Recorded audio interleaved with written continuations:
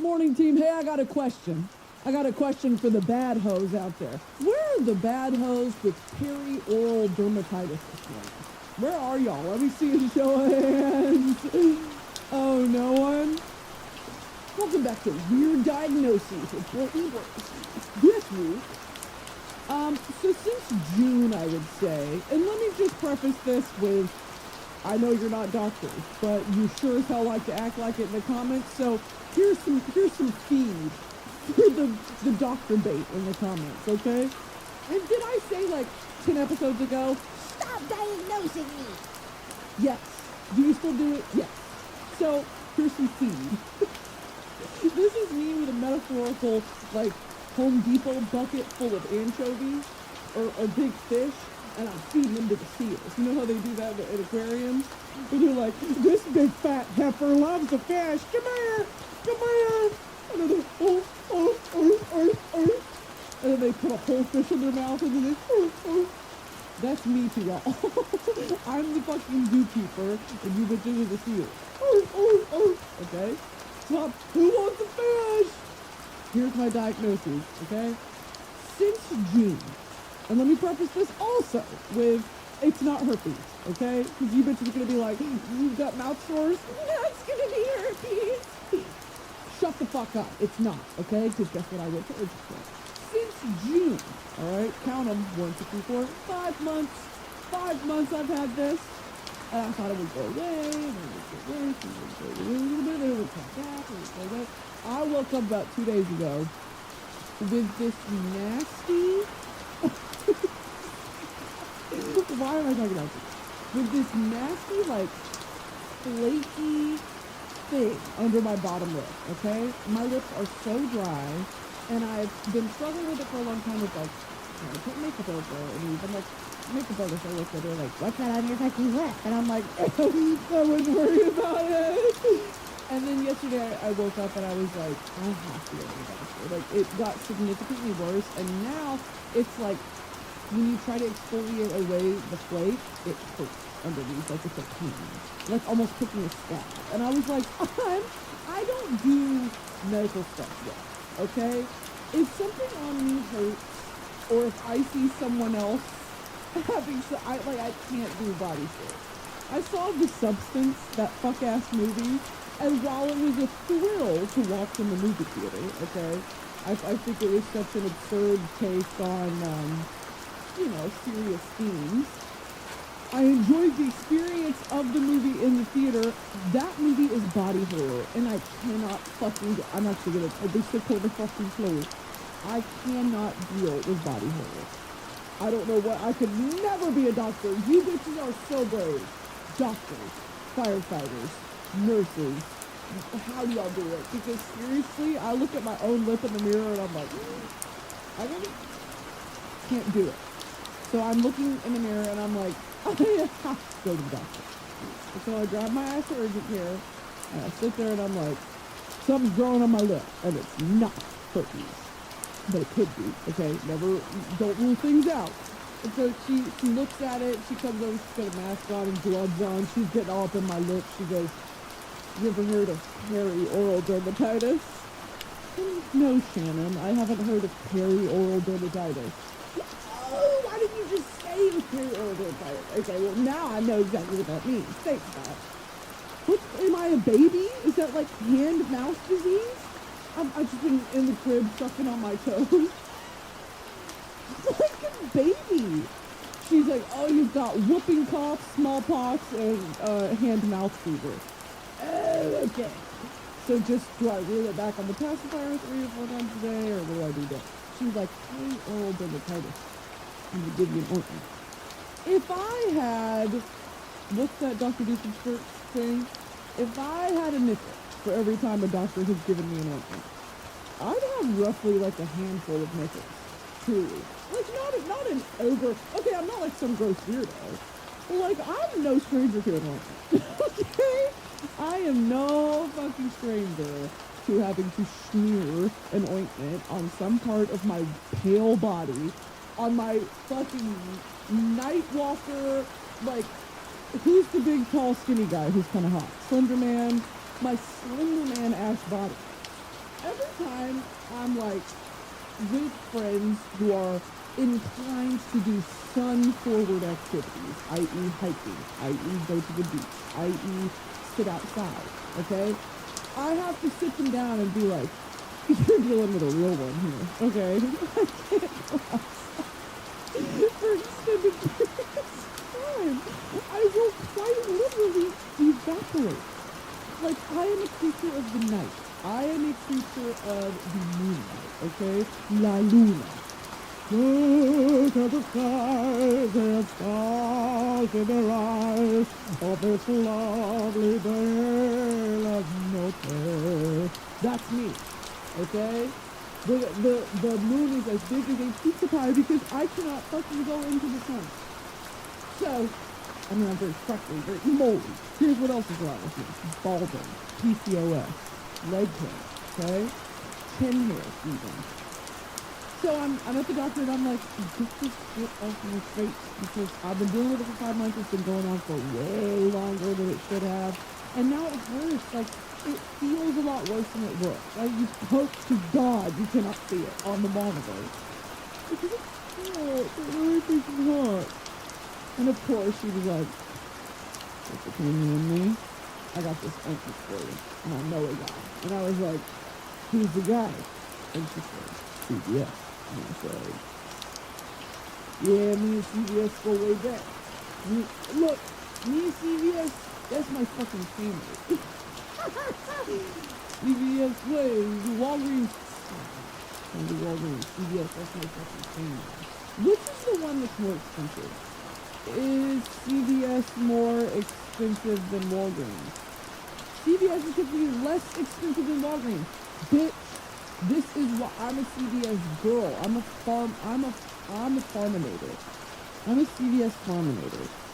But also not, because the last time I went to fucking CVS to get like over-the-counter medicine, I needed allergy meds. That shit, where was I? New York? That shit was like $45. Have you lost your mind? I mean, like, here's my government Amazon credit to pay for my Jeff Bezos allergy pill. Oh my God! $45 for Claritin. I just need an antihistamine. It doesn't need to be name brand. I don't need to see the label on it. It doesn't even have to have a flower on the damn package. Just give me an antihistamine. Because my body's riddled with histamine. Histamine here, histamine there. Remove it. Take it away. Lord, exercise these demons. I need an antihistamine. Antihistamine. God is good. God is good. He will lead me out and through the histamine fever.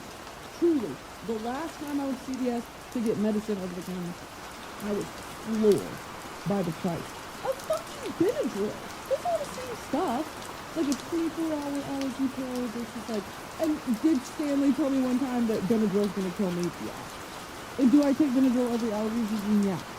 This is one of the only whatever. Doc gave me this ointment. Add it to the, I literally have a drawer of all my ointments because I have chronic things that come back. They just flare up. I don't know why. There was a time in college, sorry, that's so gross. I just am frustrated.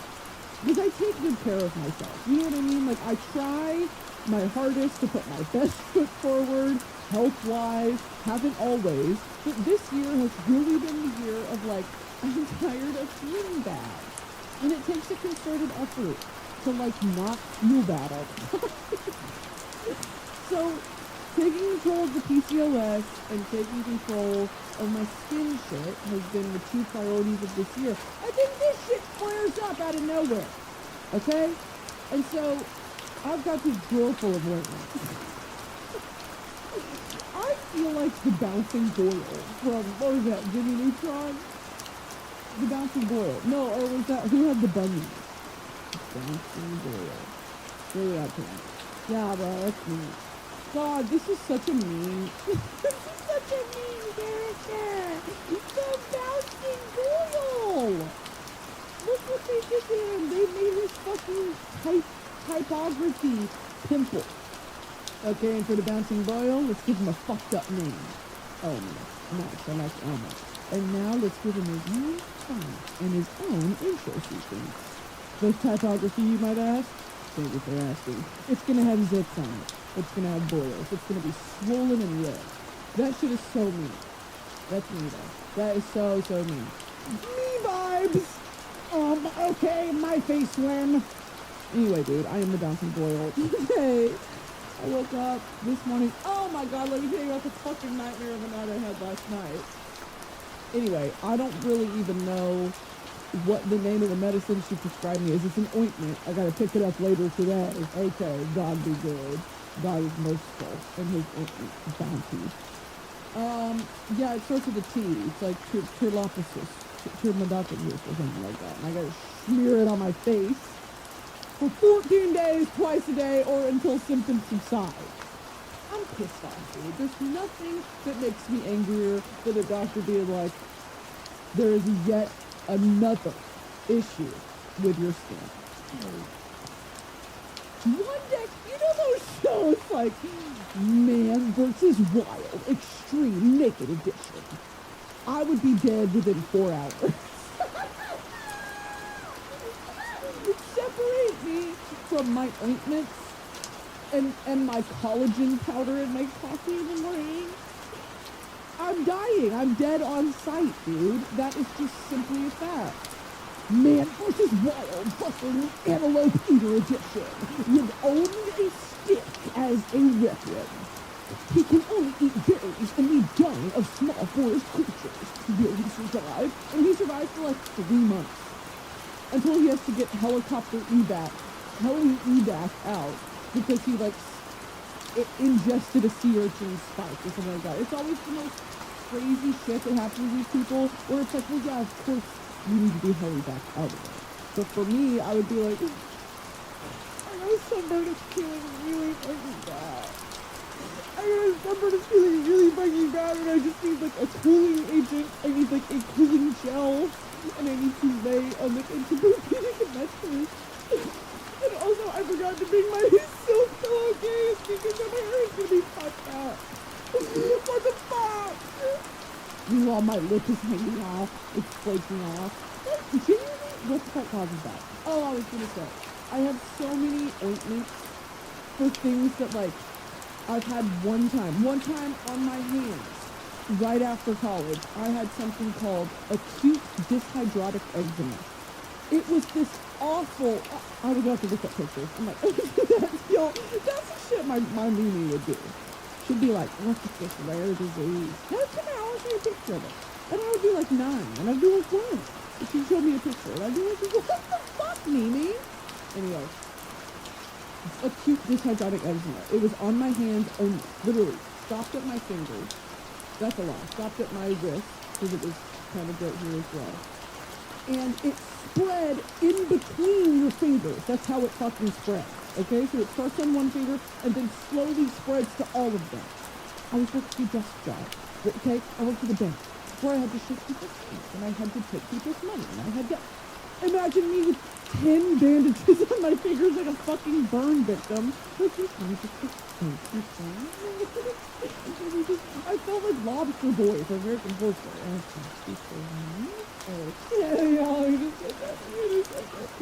Are you stupid? I had to go to the doctor and I was like, what is this? I'm a monster! And she goes, like literally looked at it, touched my hand for like 4 seconds and was like, that's acute dyshydrotic eczema. And I said, what did you just call me? That's me. She said, yeah, it's acute dyshydrotic. Dyshydrotic means, I think, and don't quote me on this, and you know I'm going to Google it. You know I'm about to Google it. It flared up after I was in water for a prolonged period of time. My friends from college always used to call me a puss. Because they were like, you can't do anything. Like, you are such a puss. And I'm like, it's not intentional. Do you know what I mean? Like, I'm not being high maintenance on purpose. My body does not acclimate to nature well. I was a creature bred in captivity. I represent the worst of human evolution, okay? Oh, if the fucking air conditioner isn't at 68, I'm going to have a panic attack. If I'm in water for a prolonged period of time, bubbles start to form under my skin. Like, genuinely, I had too many fried foods, and now I don't have my period for 8 months. Like, it really is that simple. The smallest thing can knock me off course, and I am a health nightmare. Urgent care hates to see a bitch like me coming. Well, let's see. It all started about 8 months ago. I noticed big chunks of hair falling out in the shower, and then I got these bubbles on my hands, and it only flares up when I go swimming in the public pool. Let me think about something else. Oh, got some sort of fungal acne going around on my stomach. Yeah, it started my belly button. I don't know, it's like oozing something. Then, I don't know, I got this big rash on my inner thigh, and it hurts more when I walk. So I try not to walk so much these days. And then, something growing on the back of my heel, kind of brown and blue veins. So, I don't know, what are you thinking, like an ointment or a pill? Like, truly, I don't know. Is it just America making me sick? Like, is this something where I go to Europe for 2 weeks and all of it goes away? Or is it just, like, am I poisoning myself through the, what's that? Fucking coffee pasta. They feed us poison, so we buy their cures while they suppress our medicine. Like Loki, yeah. Like Loki, yeah. And then someone made a funny one that said, they feed us poisson, so we buy their poisson. And it's a fish fillet. Actually, maybe I don't understand. It's a fish fillet from McDonald's, because poisson means fish and shrimp. So we buy their poisson. And this is like a pill that looks like a fish. I'm really not sure. Anyway, this is, every time I have to go to urgent care, this is how I feel.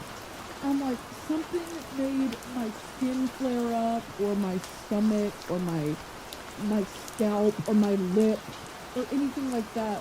Like, it's always the most sensitive part of the human body where I'm like, yeah, that's got an irritated, big, swollen red rash on it. You know what? I think I'm done talking about my body.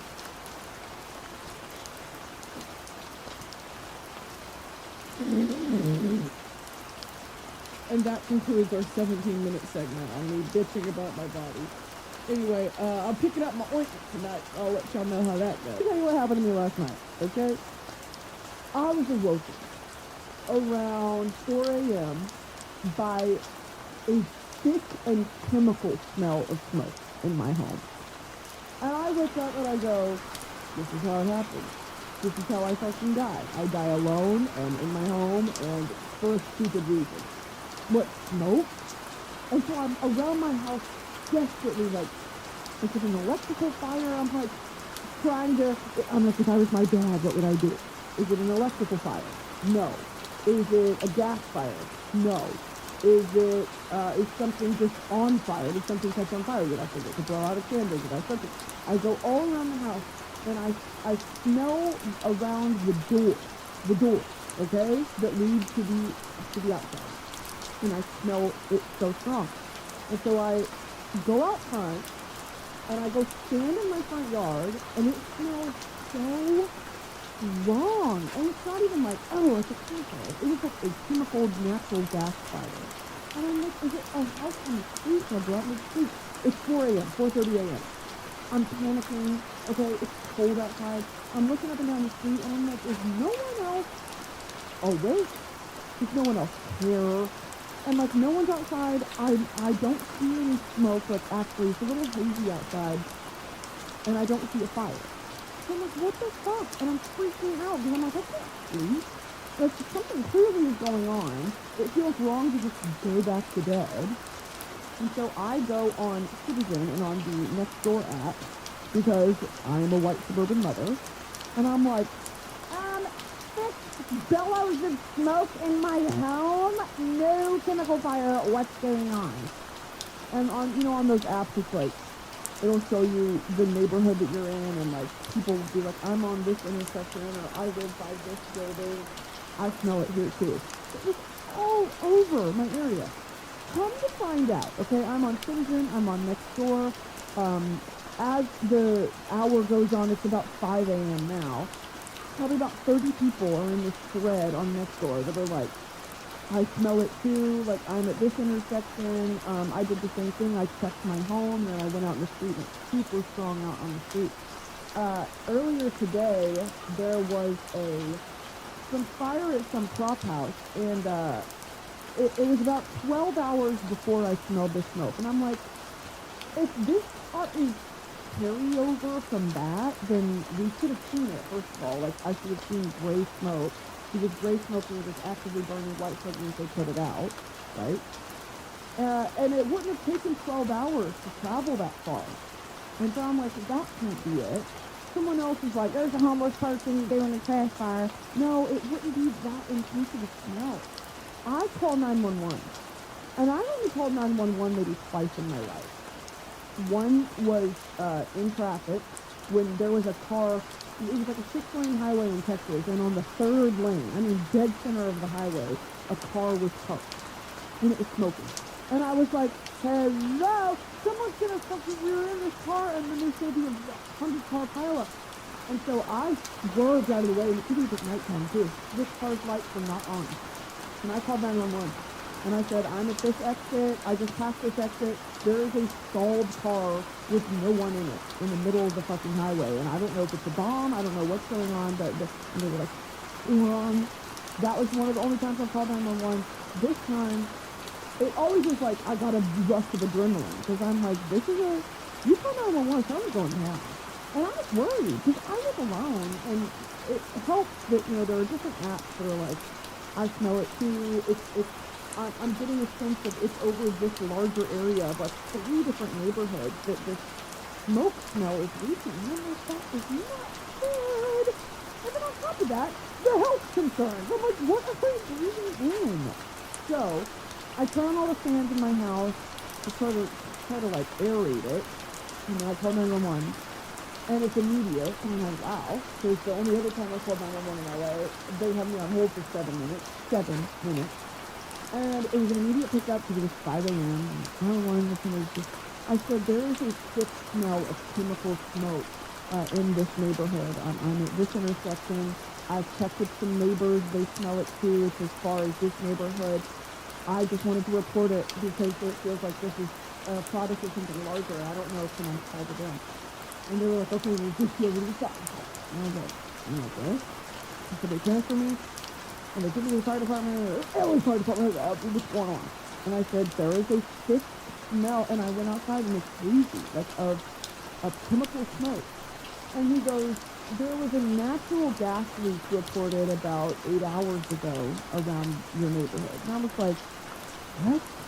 This doesn't smell like that. Like, if you've ever smelled natural gas, it doesn't smell like that. That's a scary smell as well, but this smelled like a plastic fire, a piece of plastic was on fire.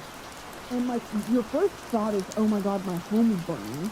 As of about 15 minutes ago, across the freeway, there is a big blaze. Something happened across the freeway, and like fire trucks are dispatched right now. So that's probably the source of your concern. And I was like, okay, look, dude, it's not about me. Like, it's about the neighborhood and about if something's happening, let's figure it out. Because we're smelling it as like across the freeway? That's crazy. And he was like, yeah, hold on. And I said, okay. I just wanted to call and let you know. Okay, thank you. So at this point, it's like 5:20 a.m. It's literally 4 hours ago. It's like 9:30 right now. I don't really know what else to do other than turn on, my little air purifier and try to go to bed, because I have 6 today. And I woke up this morning, and I haven't been outside, but the house smells fine. There's no smoke in the air. It's a bright, beautiful, sunny day. So, like, what the fuck? And then it gave me this sort of, sorry to get serious for a second, it gave me this sort of existential smallness, which is something I've been singing with a lot lately. Of, like, how truly powerless I am, and how I think in a lot of ways, as a woman, my dad tried to raise me to be as self-sufficient as I can be, and he did a great job. But there are certain things that I just feel like if I would have been the eldest boy for all my successful people out there, because I'm the oldest child by 6 years, and if I would have been the eldest boy, I think that some more skills would have been instilled in me, And I'm not blaming my dad, I'm not blaming anyone, because he taught me, I know how to use a drill, I know how to, like, use an anchor, I know how to change a tire, I know things like that. But there are certain things like that where I feel so small and powerless and, like something like a chemical fire? I mean, I know there's nothing I could have done, especially if it was affecting the larger neighborhood, but it gave me this anxiety of, like, I truly am reliant on my local government to fix things for me. Something like that, I mean, that is the local government. If they're inept, if they're understaffed, if they're, underfunded, who suffers? The little guys.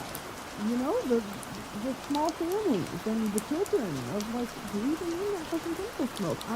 It just gave me this feeling of, like, I've never felt that before. And maybe this is I don't even know what I'm getting at. I just felt like I feel so powerful in a lot of other areas of my life. Like, I can do this. I know how to do this. Or if I don't, I'll figure it out. Where it's something small and contained, like in the home. Or if I need to kill a spider. Or if I whatever. I can put on my big old panties and I can do that. If I had a popped tire, knock on wood, I could watch the video, figure it out on my own. You know what I mean? Like, I have a spare tire in my car, tools, like, I could figure it out for the most part. Or if not, it's probably going to say, hey, you get it done. Something like this is just so, it made me feel so small and human. And when I woke up, I was like, my initial thought wasn't, am I okay? It was like, is the neighborhood, you know what I mean? Because I had been checking with people in my neighborhood on these apps early in the morning, and I felt very connected to them. And then I also had these thoughts coming, like, boom, boom, boom, boom, boom, rapid fire. I was like, I really am not familiar with my neighbors. And I think that started during COVID, when I moved to LA in, like, December of 2019, and then COVID hit literally 2-3 months later. It wasn't really acceptable to go around your neighbor's doors and be like, hi, how are ya? Breathing your hot air in their face during COVID.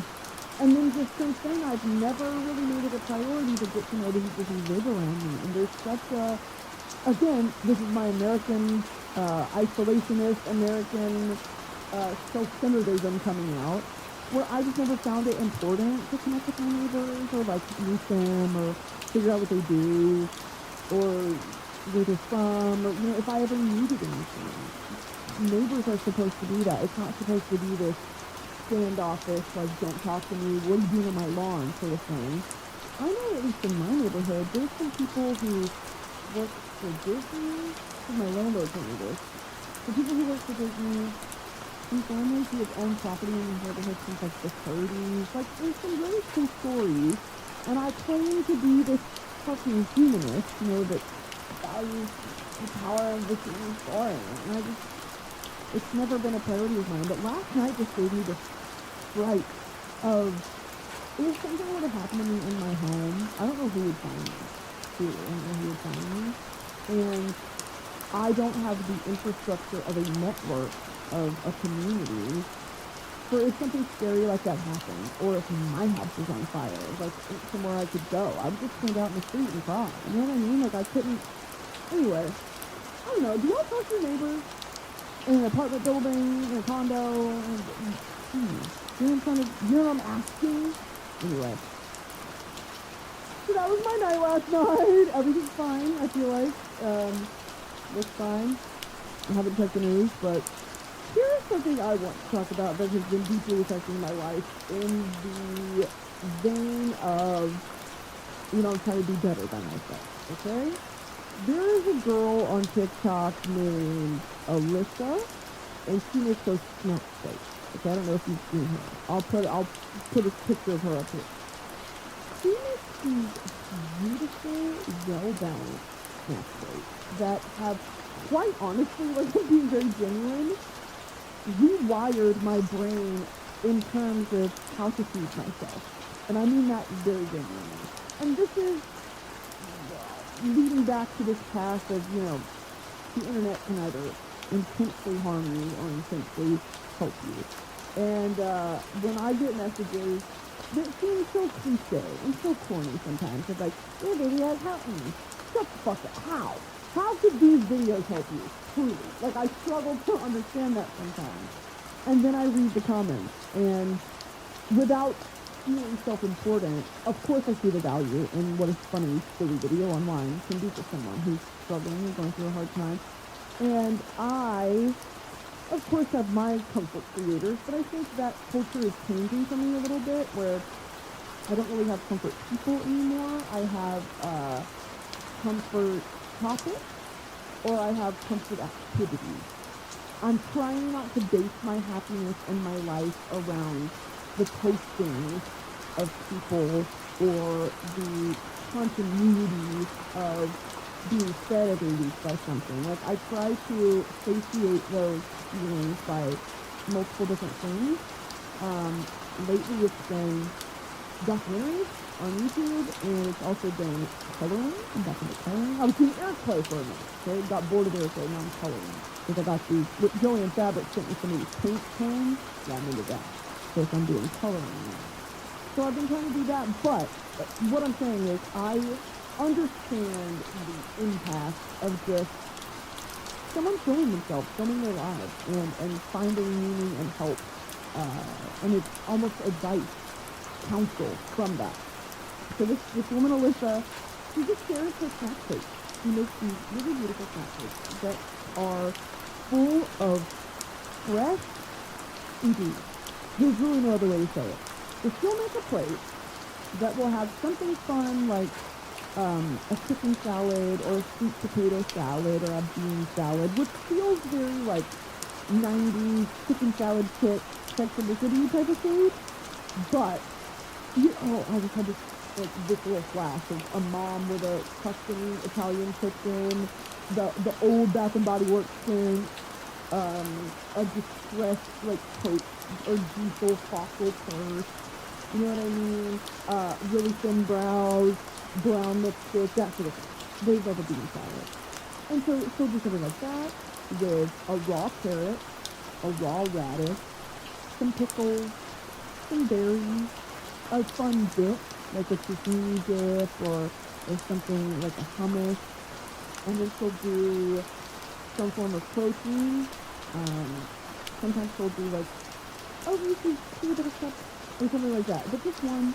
And the way that she assembles these plates is full. It's full of food. Like it's piled up on the plate.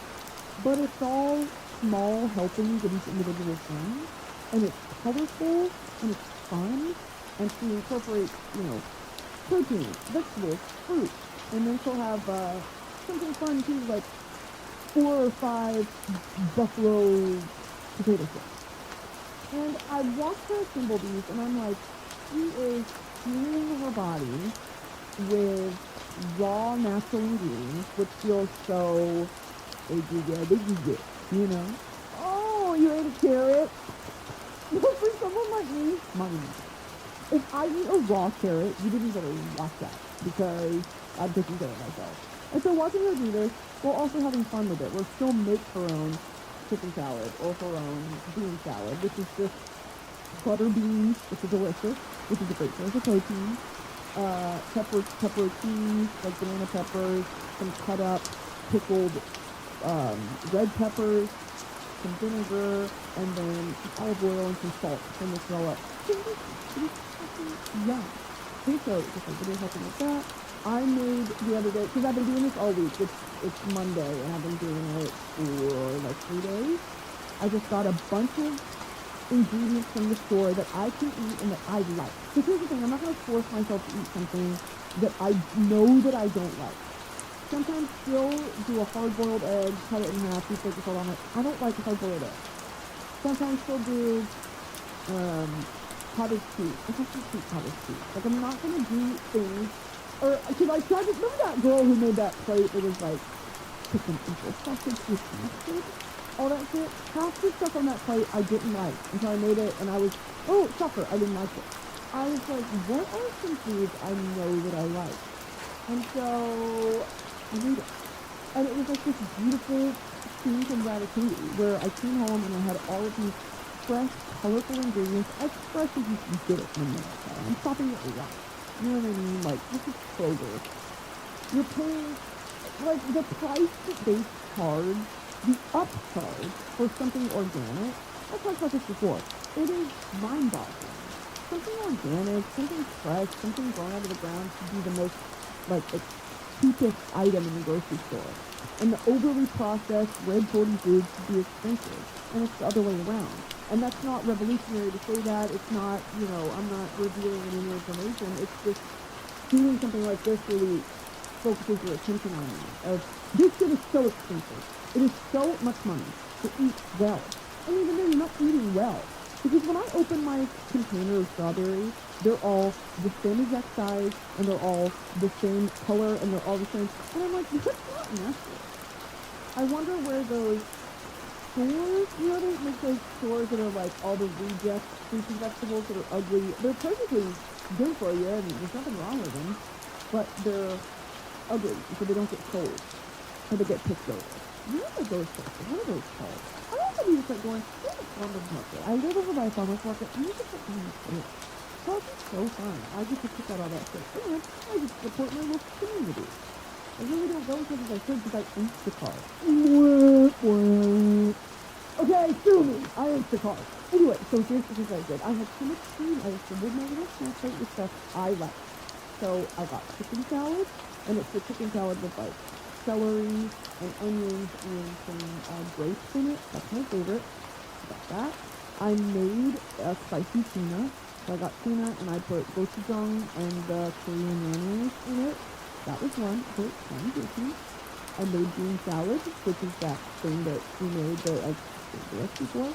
And then I made this cucumber salad, which is delicious. Okay, go with me and write this down. Thinly sliced cucumbers.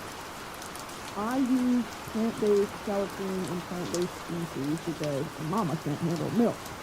Then I put in lemon pepper, onion salt, a little bit of just normal flaky salt, and then dill, fresh dill.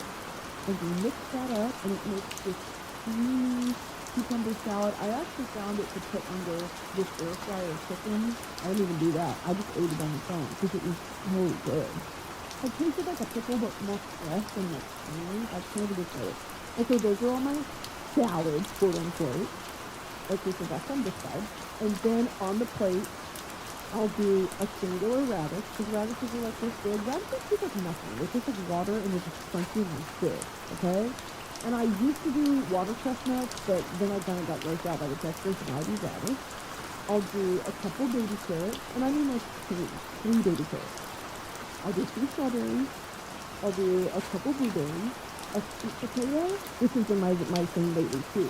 It's just putting the sweet potato in the microwave and then cutting it open, cutting it to like bite-sized chunks, and then sprinkle a little bit of brown sugar on it and a little bit of salt.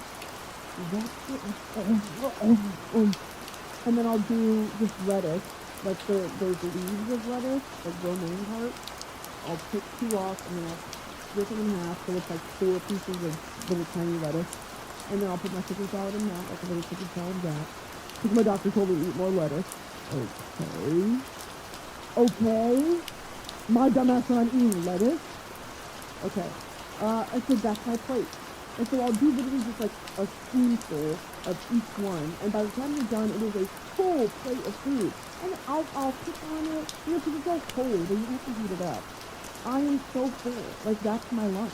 And I'm like, I have never, and this time, I've never looked at food that way. It's fun, and I've always struggled with portion control and how best to feed myself and like door dashing or even like insulating groceries. It's like, okay, I'm gonna cook the chicken and cook the mashed potatoes and cook the beans, and that's a balanced meal. Also, no, it's not. Mashed potatoes. Okay, and you put the butter, and you put the salt, and you put a little bit of potato. Like, it's just sort of rewired how I think about fueling my body. And it was amazing. When the first day I did this, I didn't take a nap that day. I took a nap every single day. And I know that's a symptom of the PCOS too, that me and my doctor are still trying to get through, because I'm like, I'm doing everything I should. I've completely cut out gluten, completely cut out dairy, because those 2 things my body just cannot handle, and I had no idea. Like, I truly had no idea. It seems like you're eating foods that you cannot handle. And I was like, okay, so you're calling me a pig. You're calling me a pussybo. I'm not a pussybo. I can handle bread. I can eat bread. And she was like, your body just can't do it. When it fucks with your hormones, I can't eat avocado, banana, coconut, because they all fuck with my hormones. They all spike my testosterone and I grow a penis. Okay, bread makes you grow a penis. Milk makes me grow a penis. Cheese, penis. Like, truly, it's so annoying. And so, when I go into my hormone panels and she's like, you've been eating jelly, haven't you? I'm like, no. Yes. Because when you're out with friends, you're not going to be like, oh, the pussy meal for me, please. I'm just going to eat what everyone else is eating. But recently, I went home to my grandparents' house in Texas, and I told them all my dietary restrictions. And my made this beautiful meal for me and my mom that was like Hawaiian chicken teriyaki with pineapple, which I can eat, sweet potato, and cabbage. And the cabbage could be gashed, yeah, but it was so good. And like, that was a nice meal, and I could eat it, and they made it for me, and I was like, that's so neat. So it is possible to have the, two sides that isn't just chicken, rice, broccoli, because I would put a bullet in my skull faster than you would ever believe if that was my meal for the rest of my life. Chicken, rice, cauliflower, chicken rice. I'm not doing it. Also, I can't have rice. So, this snack plate, Alyssa, thank you. I am your #1 fan. Thank you so much. She puts these, also her videos are fast edits, she'll do grocery hauls. She's like, I think this is so better. I've been loving this. It's not food lately. I can't get enough of red pears. I'm like, I love her. And she's so cool. She like busy her eyebrows. And she'll put like classical music in the background. I love her. I'm addicted to her. Because one thing I love about a recipe video or a food snack plate assembly video, and aesthetic music in the background. Neil, it goes like it too. When she does her get ready with me, she does classical music in the background. I love classical music. I'm entering this new era of my life that I'm calling it, I care about myself. And honestly, guys, it's great. It's really working out for me. You guys should try it. You might love it. I'm doing my ointment. I'm eating carrots. Okay? I'm going on walks. That's a lie. I go on walks sometimes. It is truly, I know that the internet, okay, I'm about to rant. Lock in. I just watched myself on the monitor do that, and it pissed me off. I just watched myself do that, and I'm mad. I'm fucking mad. Why did I do that? Like that actually just pissed me off. I'm mad. The internet has bastardized self-care culture, amongst so many other things. Mental health culture, you don't owe anyone anything. All of these things are taking us out of our human instincts and derailing us off this path that is our natural instinct to seek and build a community. The internet is not a community. There can be fellowship that can be derived or taken from certain parts of the internet, both positive and very harmful and scary. And by that I mean the spectrum of, One Direction and K-pop fans and that sort of community, all the way to sort of like a QAnon. The range is very wide, and all we want as humans is to find community and to seek like-minded beings who will validate our feelings, and we can find connection with. We just got connection at the end of the day. And we will do anything to get it, even if we know it's wrong.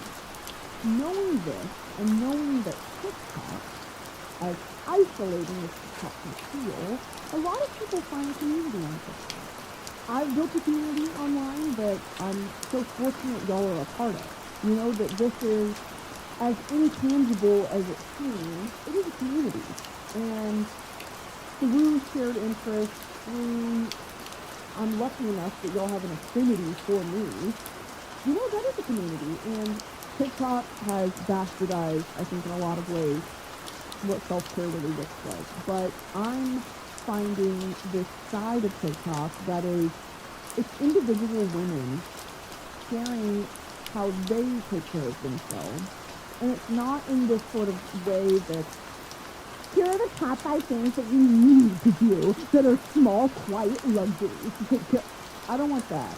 I want, like, the girl who made that video that was about the Aperol Spritz playlist changed my life. And she was like, I've struggled with this, I've struggled with that, and a true way that I found to unwind and relax and treat myself is listening to this playlist when I shower, when I cook, when I whatever, and it's just bossa nova. It's just bossa nova. It's like Italian countryside, like Como music. And that is a small thing where I feel like she gained nothing from sharing that with us, and we gained everything. You know, like that playlist changed my life.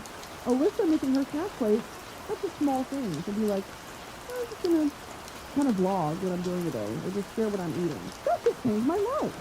Where it feels so, it's the butterfly effect, and it feels so small, but it has revolutionized the way that I view food, and it kind of can make me emotional. Because I've struggled with feeding myself for a long time. From like a binge eating disorder to not anorexia, but like, I think part of a binge eating disorder is gorging and then restriction. It's almost punishing yourself with no food and then punishing yourself with a lot of food because you think that, you know, you're fat and you deserve this and no one's gonna. It's just this spiral of like self-hatred. And to come from that, the scary year I called the PCOS, to realizing how actually important it seems so stupid and reductive, but like it is so important what fuel you put in your body, and I was not fueling my body. It's a fucking miracle that I made it this far with how I've been feeding my body. And like, it's people like those women that show me, first of all, I just love being a girl. I love being a girl because those things are so simple. So like, it really is so impactful, and it's so simple. I just love it. It's so simple. In a world that's so hard, I don't know why it makes me so emotional. You know, something as simple as feeding myself things from the earth, and like historically, I've just never done that. I mean, I feel stupid to cry over that, and I don't need to, but it's kind of cathartic in a way. Like, I don't think I've realized how neglectful I've been to myself, and how it feels good, and I feel proud of myself for taking care of myself. Because it's not easy. Like, it's really not easy. Especially when everything is geared to take your attention away from yourself. Everything online, every app, every suggested post, every algorithm is intended to steal your time and steal your attention, which is a form of currency away from yourself so that you cannot give it to yourself. And then it pumps you full of these ideologies of you don't owe anyone anything, which is so not true. Like, you owe people kindness and empathy. And like, these people on TikTok who are preaching this dangerous rhetoric, it's stuff like, and it feels so simple, and maybe that's me, you know, viewing the world with rose-colored glasses, and it can be so much sweeter. Those two things, amongst other things, you know, of like, how to actually have a healthy, soul-feeding nighttime routine. Because I'm not a creature of routine. I can't be. You know, with this job, it's so exciting and new things are happening every day, but I can't have a routine. Because I'm home for 4 days and then I'm gone for 2 weeks. It's impossible to be like, every morning I wake up and then have my radish and then I can't do that. For the longest time, because protein is a big thing for me, I struggle to get my protein in. And protein is what fuels me through the day. My doctor says I need to go from 60 to 120 grams of protein. In the past, I'm lucky if I got 30. It's hard to travel with protein shakes and this and that. You know, it's just, you adapt and you find ways to do it. But I was beating myself up for a long time. But, you know, this is hard for me. Why is this so fucking hard for me? No one else seems to be struggling with this. And then it's also admitting that you lack knowledge and information. I lack information about nutrition, what a healthy diet looks like. And I don't mean diet as in dieting. I mean as in like a human diet. You know, what is a human supposed to eat, and what does a human need to live long and healthy and happy. Yeah, it's been this year has been so transformative in so many ways, and I mean it's almost Halloween, and that has nothing to do with it, but I felt the need to say that because I think I'm going to be a minion for Halloween. Girl, it's so confusing sometimes to be a girl. Anyway, one more thing. I am going, this is completely outside, and thank you for letting me cry, okay? Thank you for letting me cry about Elizabeth Netflix, girl. I fucking love her. I am going to see a play on Broadway. I've only ever seen, I think, one or two plays on Broadway, but, like, not Broadway, off-Broadway. I think I saw Wicked off-Broadway, like, 10 years ago, and I saw Lion King, okay? Bought tickets to McNeil. This is a play, not a musical, and it stars none other than Robert Downey Jr. And y'all know how I feel about Robert Downey Jr. That's my man. That's my fucking boy. He's doing a limited run of this play, McNeil, until November 24th. And the tickets are sold out so much, to the point where I tried to get tickets for me and Stanley to go. It's so hard to find a show where there's two tickets next to each other. Like, completely sold out. To the point where it's only one individual seat at some show. I scored tickets on a Wednesday. I am so excited. Like, I have not been... I do a lot of celebrity interviews. I host red carpets. The idea of celebrity has sort of been tarnished to me a little bit. You know, because they're just normal people. And I grew up in the Tumblr era and whatever, when these celebrities are gone. And to a certain extent, that sentiment still exists today to a lot of people. But there are only a few people left in my life that are still up here, that are like, oh my god. I will say, after meeting Dietary, she's still up there. One of the only remaining people on that list for me is Robert Downey Jr. And I don't know why. I think if y'all have been listening to this podcast long enough and you know enough about me, you know that Iron Man 2 is one of my favorite movies of all time. Sherlock Holmes, one of my favorite movies of all time. RDJ's favorite movies. Only You, which is one of RDJ's cheesy rom-coms from the 80s. These are all some of my favorite movies of all time. I love him. I love him truly. Like, he has informed so much of who I am as a person. I've never seen him in person. I've never seen him anywhere. I've never, you know what I mean? Like, I see the fan photos and whatever, but he doesn't really take pictures with fans on the street or whatever. He's like 60. He's got kids and a wife. He's in Downey, his missus. Like, there's so many celebrities that are willing to play the celebrity game. I think RDJ likes being famous, but he doesn't buy into this, like, you know what I mean? Like, almost influencer level famous. I have a feeling, like, think fuck I'm going with someone, because if I went to this shit alone, I would be weeping in the audience. And this play is not, like, it's about AI and you know, struggling with the student issue. It's like a very highbrow, from what it seems from the synopsis, it seems like a very pointed and intentional play. Very timely, very relevant. And I'm excited to see it for that reason, but also, when I see him in person, I don't know, like, why do I feel like he's Ariana Grande? I don't know. He was my Ariana Grande. I don't really know what's up with that. Anyway, I'm seeing him. I'm seeing the play, and I'll let y'all know how it is. I see it in the TV. And I'm flying to New York just to see it. I cannot wait. And because I told myself, I said, if this play ends, and I miss my chance to see RDJ live on Broadway, it's a, like, shut it down. I'll go crazy. That would be the biggest regret. You know how in old folks' homes, they have the old people sit there, and they're like, what's the secret to life? What's the one regret you have? If I was 21 again, I would, ... And they have them writing on these big whiteboards. Mine would be, I'll be 107 in the old folks' home. My grandkids, my children abandoned me. Actually, I don't think I'll ever have kids. So, my nieces and nephews abandoned me. I'm an old folks home in my wheelchair. They're like, what's your number one regret? On that, I was like, didn't see RDJ on Broadway. And I'd hold it up. And people would be like, who the fuck is RDJ? It's 2091. You know? Anyway. Okay, guys, I think that'll do it for me this episode. I don't know what the fuck I talked about. And, I'll see you next week. Seriously. Thanks for listening. I'm sorry about my lips, if it's grossing you out. Sorry I talked about ointment for 45 minutes. Sorry that my head is shaped like an egg, because I've been looking at that in this feedback monitor for about, give or take an hour. You know who else has informed my worldview and my life view? Kieran Culkin. Kieran Culkin. I'll get into that in a second.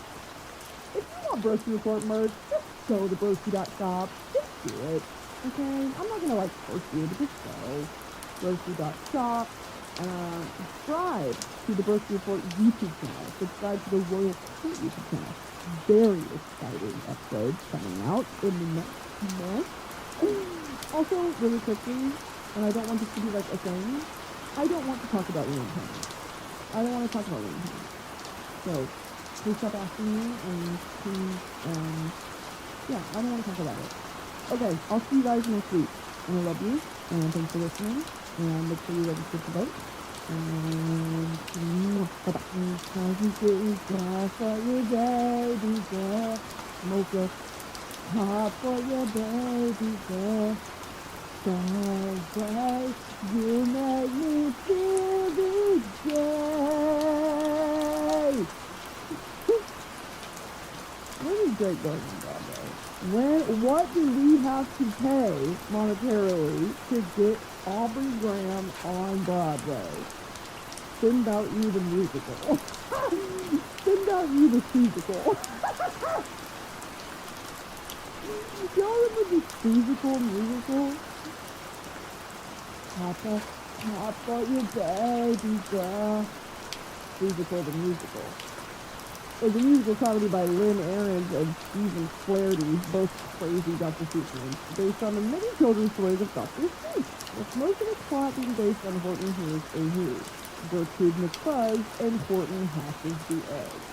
You want to know something? We did a production of Annie in middle school. I didn't even get cast. I applied. I didn't even get cast. I got cut. Everyone was in it. I got cut. Fuck you bitches. And in high school theater, I did Spamalot. I did the Addams Family. They always made me cross-dress. Or dress up as some old woman. We did Bus Stop for a one-act play. The fucking director made me be an old woman. In the Addams Family, I was the grandmother. In Spamalot, I was a knight. I was actually 4 different knights. I had the most costume changes of anyone in the fucking play because they had me play 4 different men. So, you know what? Oh my god, and one time I asked my theater director, because I went to 2 different high schools, I asked the theater ah! No! No!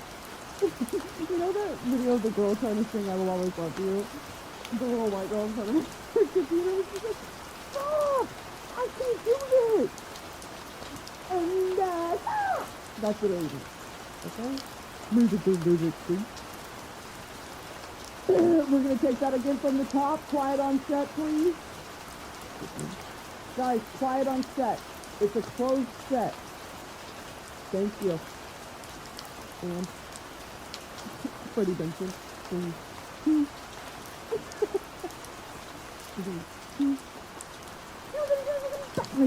Freddie Benson on the set of Shane Dawson. Okay. Sometimes I just have good ideas, and then I don't know where they're going, and then I just have to look at so, Freddie Benson, iCarly, Shane Dawson. Let it feel.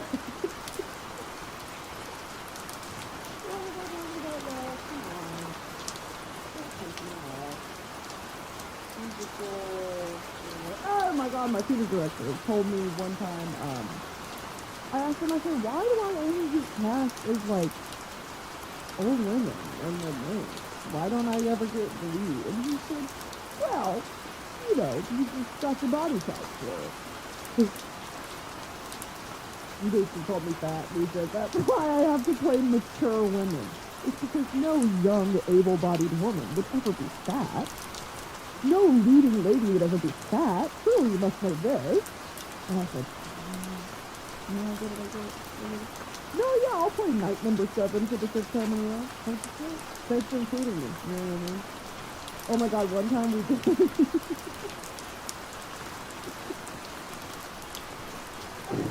Oh my God, okay.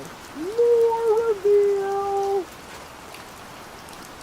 One time in high school we did this play called A Piece of My Heart. Okay, now this play, if you know anything about it, is actually going to be an homage to ding, ding, ding, the Vietnam War. This play is going to be dedicated to and a retelling of multiple different point of views of people who were involved in the Vietnam War in some capacity, okay? Nurses, soldiers, and a lot of it is like staging, like blocking it on different high risers, or just like playing with texture and levels in the set. But it's a lot of just standing still. Okay? It's just standing on and being like, 1971, it was so serious, and all of us were 15, dicking around in the wind. Like, what does the fuck say? You know what I mean? Like, it was so don't give serious subject matter to a group of high schoolers, especially theater kids. You have your fucking mind. So, I auditioned for the leading lady, of course. You're right, I didn't get it. You guessed correctly, I didn't get it. But we had to sing, because of course it was a social musical. Of course it was Vietnam, the musical. And we had to do a monologue, and we had to pick a song from like anywhere from the 50s to the 70s, okay? And I went in there, and I sang California Dreaming by the Mamas and the Papas, okay? And apparently, I blew everybody out of the water. I blew our director's mind, because it wasn't enough to cast me as the leading lady, of course. I still had to be sort of a cross-dressing soldier in uniform, but he had me sing, and that was a real compliment. I got to come out and sing,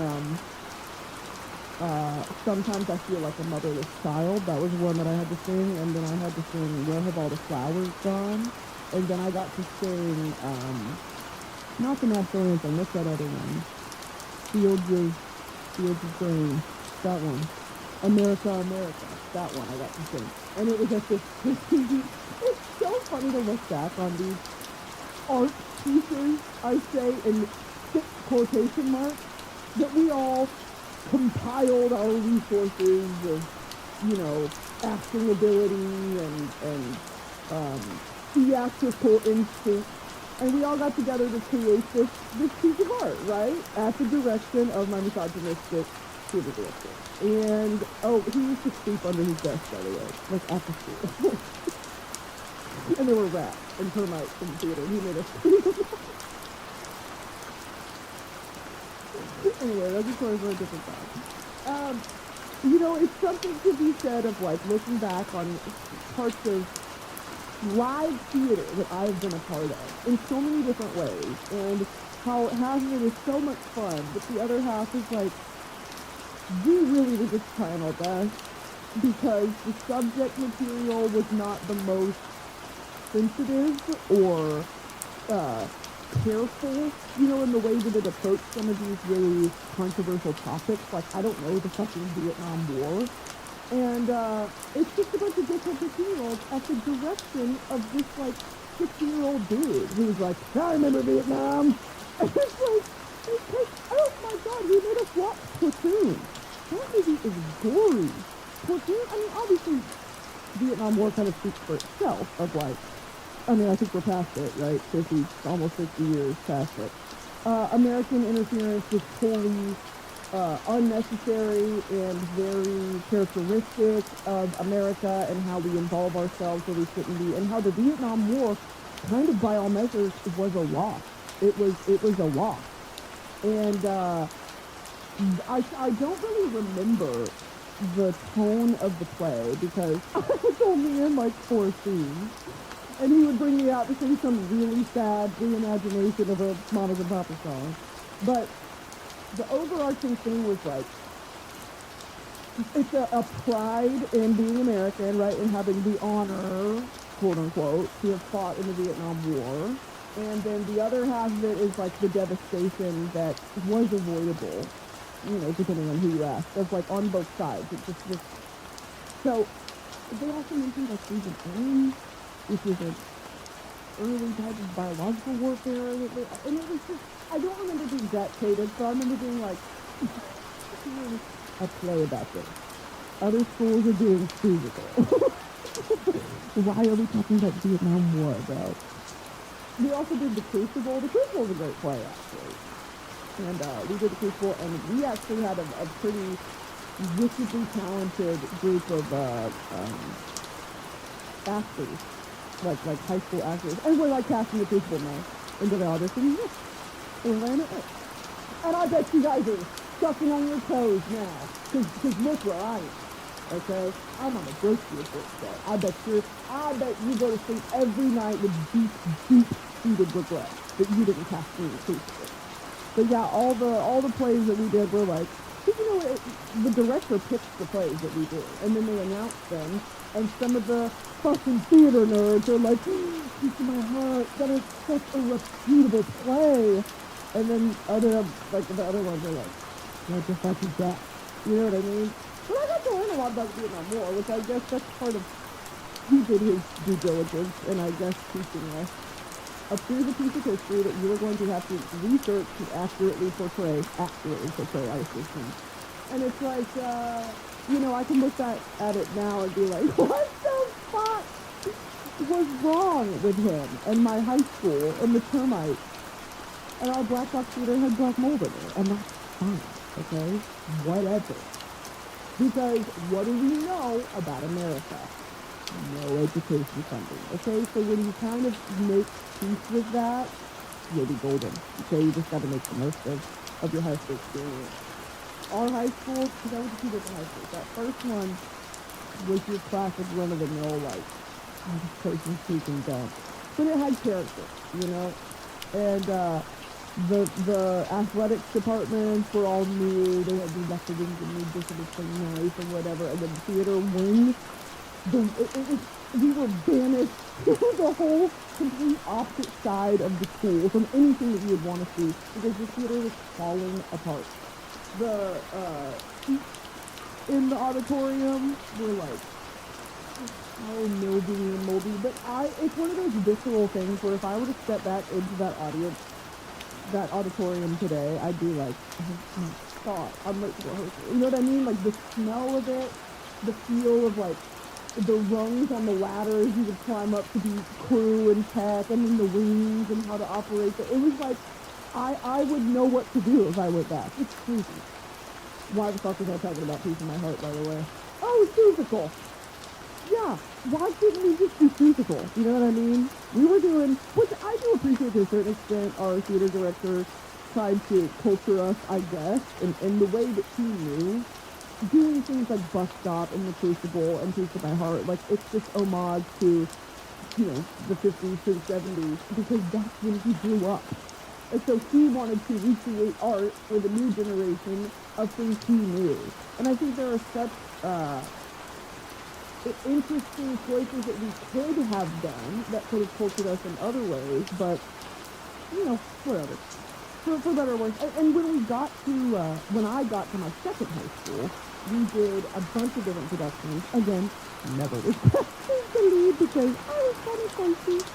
Okay? And that's going to be a one-way ticket to supporting actors. Okay? That's going to be a one-way ticket to you are in the ensemble. You're fat, you're in the ensemble. Sorry. Have you tried losing weight? Well, maybe you could be the leading lady. No one wants to look at a fat, nasty ogre singing, okay? I don't give a fuck if you can sing well. I don't care if you act well. You're a big girl. I want you in the back, okay? We need some space there. We need you up on a high rise. We need you up there, and we need you to do some sex, okay? Because the leading lady can sing, everyone knows that. So we need you to carry from either or back in the ensemble, okay? Thank you so much. We did the Adams Family, and which fuck my theater director, by the way, at my second high school. Fuck you. Oh my God, fuck you. That just traumatized me. And I don't harbor hate in my heart, but fuck you. You know who you are. Oh my God. He was awful. But truly, and I say this very genuinely, and it actually makes me sad to this day, when I graduated high school, I had dreams of, like, continuing theater into, like, as a recreational thing. You know, I would go to college, get a business degree, whatever, and I would do theater and improv on the side because I loved it. It was my passion, okay? The community, like, the jokes, the inside jokes, the feeling of being on a stage, like, I loved it so much, and I was good at it. That bitch literally drained me of my passion for it because she was so awful to me and singled me out. And everyone knew it, but they couldn't help because if you speak up for one of your friends, then you're not going to get a part. So it was really sin for yourself, which I understood. My parents had to get involved at one point. But she was so awful to me. Anyway, look where I am now, you know what I mean? And I heard that this bitch still, like, claims that I was her star pupil. I touched your bloodline. I touched your bloodline. And every generation that will come from your womb. Fuck you, girl. Anyway. So we did a couple productions while I was there. I was always an alternate. I was always ensemble. I was always whatever. But then, alternatively, I was in the improv troupe. And when you would do improv shows, I was the star pupil. Like, I would carry the improv troupe. Because I know that I'm funny. And I know that my ability to banter and hold my own within a room, I know my talent. Do you know what I mean? And when someone doesn't know how to, like, manage your talent or handle it or properly sort of categorize it, it's wasted. So thank fuck that I, like, found a creative outlet in my adult years, because in high school, I really felt lost. And I had so much fun doing the sort of, because it was through the school. I never did any community theater or anything like that. I wasn't that gung-ho about it. Like, I'm going to go to Juilliard. Like, that sort of thing. I was never that. Like, I had realistic expectations of, I'm going to go to a college in Texas, and I'll get a useful degree, I'll get a normal job, but this is always going to be a passion of mine, and I'll be involved in my free time. You know what I mean? That was going to be sort of the goal. By the end of high school, I was like, fuck this. And fuck all of y'all, and fuck this culture, and fuck the people, and fuck these rules, and fuck how they pick apart people's bodies, and all this. Like, really, at the end of the day, what are we doing? We're memorizing lines and we're getting up on a stage to perform. It is not that serious. I promise you it's not. And also, consider we're 17. I'm 17 years old, and you are traumatizing me. Anyway, so we did Spamalot, and that was where I played 4 different nights. And then they did a one-act play that, of course, I was a lovely fifth alternate for. I wasn't even in the fucking play. Called All the King's Men. To this day, couldn't really tell you what it was. I couldn't tell you what it was about. I dicked around so much, because at that point, fuck the director, okay? I was only there to hang out with my friends. And you're going to make me a fifth alternate? There were, like, if the one got sick, someone would fill in before I filled in. Do you know what I mean? I never memorized the lines. And there was one, I still have nightmares about this to this day, to be honest. I have two, well, actually, we're going to talk about that today. Recurring nightmares, or recurring dreams. One of them is my teeth falling out, like, crumbling in my mouth. And as I'm trying to talk to someone, I'm, like, spitting parts of my teeth at them. And I'm, like, swallowing it over the bad, actually. That's one of my recurring dreams. And the other one is at this one-act play in high school where I was the fifth alternate. I'm sitting in the audience, like, giggling, gagging with the other alternates, like, with the crew. Like, we're just dicking around, having fun. It speaks through the cast that one of the girls is sick, and we need an alternate to fill in. Well, the other two alternates were men, and then one alternate was already filling in, and so it was me. And I was like, don't have these lines memorized. I have not looked at the script since the first week we started rehearsing. We're like 3 months into this. I don't have anything memorized. Truly, I was horrified. I was like, I'm going to have to go on stage and improv for a one-act play. For any of y'all out there that don't know what a one-act play is, you rehearse this to the point of perfection because you are competing against other schools. other districts, other high schools. There's like a state level championship competition for one at place, okay? Like a UIL one at place. We got pretty far. Wait, I say we. I wasn't in the fucking production, and the minute that they tried to put me in it, I freaked out. But, like, I still had to travel with them, and if I didn't, I was considered not a team player and all this. It was really just an excuse to see my friends. This happened, okay, where she got sick, like, one of the girls got sick. Like, Brittany, you're up. I said, oh, right. I'm in the bathroom having a panic attack. Like having me freak out in the bathroom. I'm like, does anyone have the script? We've been off book for 2 months. Does anyone have the script? I'm trying to look it up on my phone. No Wi-Fi. I'm like, oh my God. She comes into the bathroom and she goes, Brittany, I'm feeling better. I think I'm gonna perform. Oh, God is real. Oh, God is an awesome God. From heaven above with the word. Our God is an awesome God. Truly praise worship music in the bathroom. I was so relieved. Even now, it gives me anxiety thinking about it. So I'll have this recurring dream sometimes where I'm in the bathroom and someone's knocking on the stall. Like, Brittany, we go on in 10. Come on. Like, you need to get in the, and then it's like, the dress didn't fit, her dress didn't fit. It was a fucking nightmare. Thank God she felt better, because I would have changed the whole show. And this was at a competition. We were competing. We had traveled to a different school. Yeah. That was the first and last time I ever showed up to something unprepared.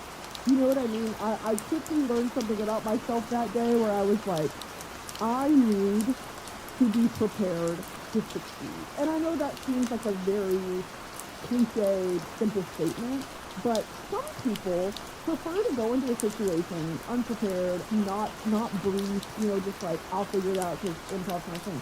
Yeah, improv is my thing too, but I feel confident when I am prepared, okay? For Royal Court, when we do those episodes, it is written. I have practiced some of the questions. I've prepped some last minute because I'm thinking, okay, if their reaction is this, then I need to do that. Okay, just go ahead and just take that. It's like that. I feel ready to do my best work when I'm prepared.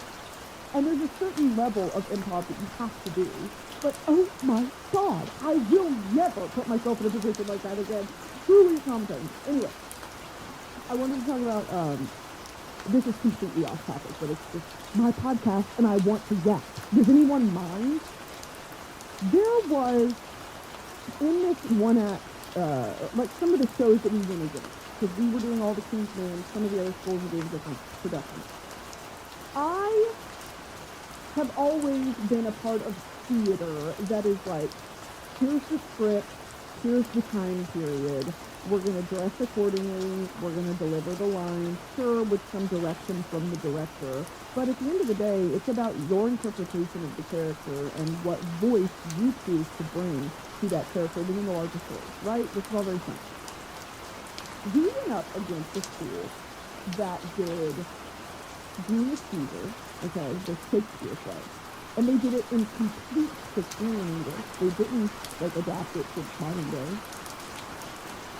And they did it in the style of Nazi Germany. And how Julius Caesar was, like, this almost dictator, like, autocrat that was unruly, and everyone knows the story of Julius Caesar, he was killed by his senate and whatever, it was slavery, killing, all that. The director, who was like the Nick Saban of high school theater, just a real sticker. Nick Saban is the coach of the Crimson Tide, Alabama football team, okay? He is known for being just cool, but they're one of the best football teams, college football teams to ever exist. So it's this trade-off of like, yeah, he's cool, and the players are traumatized, but he's mean all the fucking time. So it was a similar thing with this director where everyone knew, even us at a different school, we were like, this guy is using unethical means of, like, directing his cast. And they had to be in character all the time. Okay, so doing Julius Caesar as interpreted into a more modern understanding of what Julius Caesar would have been to his people, which is Hitler, you know, and that, I don't know if that's a stretch. I really don't know if Julius Caesar was that awful. Sounds like it probably. But we sat down to watch this, and it was chilling because they had all these, like, again, you don't really know the morality of this, but they had, like, Nazi flags, and all of them were in the boots and the military uniforms, and as they were walking from, like, their bus to the dressing rooms or whatever, he made them march. He made them line up against the wall like a military unit. And the rest of us, we're walking to our dressing room like, my name's Jess, like, doing vines and quoting internet shit, and then they're so dead-ass serious. And I was like, this is a different level of direction, but also, this has to be psychologically damaging. It's one of these things. So, they did, and we saw this, and I was like, Nazi flags? What is going on? And we sit down in the theater, after our school has gone, we sit down, we change, whatever, to watch their production, Julius Caesar. It blew my freaking mind. Because of the way the director interpreted the story of Julius Caesar to be something that's a bit more recent in history and that kind of is widespread understood. You know, like, here is someone who rose to power and had terrifying, like, messaging, ideals, and influence over people, and had a terrifying military force. So, all of these parallels, I just think in the mind of the director, was so creative and so well done, because you come out, like you're sitting in the audience, and you're waiting for the production to begin, and all you see is a spotlight thrown on a Nazi flag. What the fuck is going on? Like, and I think that's what live theater should evoke in you, is this, like, disturbed, like, what is this? Like, you're intrigued. And as the show went on, acting was incredible. Like, they did it in 15 years, and I understood every word, because the way that they acted it out, that's how it fucking should be. You know what I mean? When David Tennant, when Andrew Scott, when they do Shakespeare, I get it, and I believe it, because they're good. And that was how this was. And I was like, I've never sat down to go, we had to read Julius Caesar when we were doing that in high school, fucking whatever. This changed my life. Like, really, I still think about it to this day, because I'm like, what, not the Nazi shit, but like, in the eyes of the director, trying to make a parallel that is understandable, that you know how it ends, that honestly, what a cool, through line, you know, of like different periods of history and a similar story, because humanity is predictable. We will always, pride to always go us before the fall. Our hubris, okay? Hubris. Isn't that it? Man's ego. Hubris. Hubris is a personality trait that involves excessive pride, arrogance, and overconfidence. Anyway, yeah, it was just, because what am I talking about? I'm talking about how to be inventive with a script and with a story, and fuck kind of both of my theater directors, because they lack that creativity that is what is fun about live theater and live performance, is that this story has been told over and over and over. What new perspective are you bringing to it? And, you know, you can have a very talented cast of 17, 18-year-old actors, which is what we had. Like, our whole thing was we had senior boys, the senior boys. And I think the director wanted to fuck the senior boys, and she hated women, especially funny women. I genuinely believe that to my core, and I will die on that hill. Because the way that she treated these senior boys, they showed up high. They were drunk on stage. So much shit went down at my high school, and the director didn't give a fuck. No one ever got in trouble except me. I'm actually going to get pissed all over again.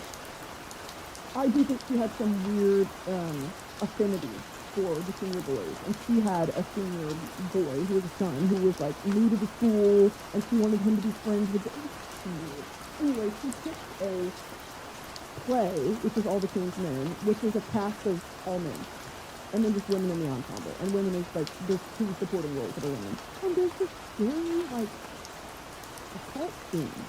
This is kept in. There's not.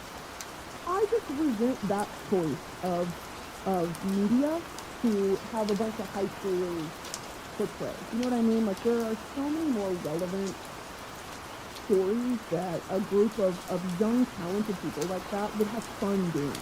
And with one act, there has to be a level of seriousness, where you wouldn't really go in and do a comedy unless you were really fucking good at the comedy, which usually has to listen up. So, but the whole experience was, I'm glad I did it, and I'm glad I got to witness it, because it taught me a lot about myself, and it taught me a lot about self-advocacy, and also how that was honestly my first peek into entertainment. And, like, these people are not well. They are not okay. If you have the gut urge to entertain, or to dig up, or to be involved in a managerial capacity in any sense, like around a group of young performers, you are ill and sick in the head. You have to be. I think this industry makes you sick in the head. And a lot of high school theater directors, they're just, they wanted to make it in New York, and they failed. And so they moved back to their hometown, and they become high school theater directors. And you know what? Any proximity to the craft that you love, fucking do it, I guess. But, oh my God, why do you have to traumatize the children? When my theater director told me I was fat. Well, somebody had to tell me. It's not like I knew. It's not like I look in the mirror every day and fucking knew. Oh, because this 58-year-old man who told me I'm fat and that's why I don't get lead roles. So, let's go back to the game. That was a 30-minute rant about theater. Sorry about that. I feel like I talk about theater a lot, like, oh, I can theater fantasy or whatever. But the experience of actually being in the theater, I still think of fondly. I still have really great memories. And I remember the cast and the feeling of being a part of the cast, and how when there's an inside joke, everyone gets it, because it's about the subject material. That kind of, you can't recreate that anywhere else. I don't think, unless it's, kind of choir or something like that. But then again, kids are freaking weird. Theater kids are weird, but choir kids are freaking particularly weirdos, okay? And so there was this, I missed the theater. But I also had such a negative experience because of the adults who were in the program. And I think that is such a waste, and it's such a shame. Because you kind of dimmed my light, You dimmed my light by being so cruel and being exclusionary and being unnecessarily, combative. Why are you fighting me? I'm 17, I can't vote. You're beating me? That's so embarrassing. That's embarrassing for you. I'm a child. Anyway. Okay, so I actually wanted to look up what one of these recurring dreams means. Because it's understood, me forgetting my lines, not being prepared, that's an anxiety dream, okay, of when I'm feeling anxious, sometimes that shit will come up in my subconscious and whatever. But the teeth tumbling one, Stanley says that there's no validity to, this dream means X. And what Dali always said of our subconscious doesn't have meaning. It's just that. It's just subconscious. It's just thoughts swirling around. They don't have any inherent meaning. And if you seek meaning from surrealist work, you're going to be disappointed because there's no hidden meaning. There's no hidden Mickey in Salvador Dali painting. Stanley's kind of of the same opinion because we talked about this recently. And I was like, I don't know if I agree. Because there has to be a reason that it's a repeat dream. I would understand if it was a one-off thing, I don't know what sent out about, or if I didn't remember it. But I have this dream often enough where I'm like, keep dreaming again. So let's look at that. Teeth crumbling in mouth dream. Look, it's a common thing. Okay, this is from Glennis Capsmark DDS. She's a dentist. Interesting. Why is this on her website? This is crazy. In your nightmare, your teeth begin to deteriorate, disintegrate, or even fall out. You watch as your once whole smile falls to pieces, leaving naked gums behind. When you wake up, you feel restless, nervous, and worried. Perhaps you put your hand to your mouth or run to the bathroom mirror just to make sure your teeth are still there. I do that. Of course they are, but you're still left wondering, why did I ever dream that? Scientists have studied sleep and dreaming extensively, but there's no definitive way to interpret the meaning of everyone's dreams. Some believe that the dream about teeth crumbling or falling out is caused by a loss of power or control over a situation. Has something happened in your personal or professional affairs that you feel powerless to stop? Are you feeling anxiety over a loss of control in your life? Others think that teeth crumbling or falling out is a sign that you may have said something you now regret. That might be more accurate for me. Because I've tried to put two and two together, I've thought about this a lot, of when my teeth are literally crumbling in my mouth and I'm talking to someone and I'm hitting them with pieces of my tooth. Ew, that's gonna make me gag. I think it's like, there's that element of embarrassment that's associated with that. Like, if you spit on someone by accident, it's like, oh my god, I just spit on you, so sorry. If it's my teeth hitting them, like in the face or on their shirt, I'm humiliated. So it must be something linked with, I said something I'm embarrassed about, or that I regret, or that, I am still thinking about that conversation in a way that has left me, I have unresolved feelings about it. I've thought about all this, and I'm trying to remember any specifics of when I've had this dream, and in any specific situation, and I can't. Because they just happen randomly. And I wake up so stressed out, like so stressed out. And some of the dreams, because I've read these too, the interpretation is like, you just have anxiety. Yeah, bitch, no shit. Why? Why? And why can't I curb it? You know what I mean? Like, even in my subconscious. And I don't think I've ever, knock on wood, ground my teeth in my sleep. But I wake up like this. Like, I wake up with my brow furrowed. And I have these deep lines. It's actually cute. My mom has a very deep line right here. Because that's it. We're very expressive with our faces. We've never got Botox, or whatever. I have a very malleable face, and so does my mom. And she's got this line right here between her eyebrows, and she's always like, I want to get this taken care of, whatever. I have two, which is what my dad has, I think. So it's interesting of like, I watch her complain about that, and I kind of just listen to her, and now the older I get, I'm like, oh my god, I have it. And it's because I'm stressed out all the time. I wake up like this, genuinely. I wake up like, confused, and I feel like Sam the Eagle from the Muppets. Sam the Eagle. It's fucking eyebrows, dude. That's how I feel when I wake up. Y'all ever wake up feeling like Sam the Eagle from the Muppets? Muppet Wiki fandom. You know what should sponsor this podcast is this fucking website, fandom.wiki.com. I use this more than any other website, okay? I should just, when my Chrome opens, it should just be this. It should even be Google. The original sketch by Jim Henson, suggesting a jollier George C. Scott-esque man. Who's George C. Scott? He's an actor in Patton. And for this performance as General Buck Turgidson, I'd kill myself. My name is General Buck Turgidson. General Turgidson, reporting for duty. Duty, yes, duty, sir. Duty. 27. Yes, General Buck, right, reporting for service. The second-grade Muppet look-alike contest is Sam the Eagle. He also supplied the voice of the evil Smoke, who can go like, don't care, go back. So he's always kind of looked like this. He's always said, we've always said my granddad looks like, my papa looks like Sam the Eagle. Okay, anyway. Yeah, dude, I wake up stressed out sometimes, and I don't know what causes it, because when I go to sleep, I'm great. I've got my family thing, got my phone on my feet, and I wake up like, I wake up with a lit cigarette in my mouth. In the bathroom mirror, holding my cigarette, like, are my teeth still in my mouth? I don't know what, I think I'm balding too. Something's going on, guys. I really, something's going on. What's another, I have other teeth things. This is from the damn Search Labs AI overview on Google, so we'll see what's going on here. This is from sawdental.co.uk. Well, British people don't really know anything about teeth, so we'll take this with a grain of salt.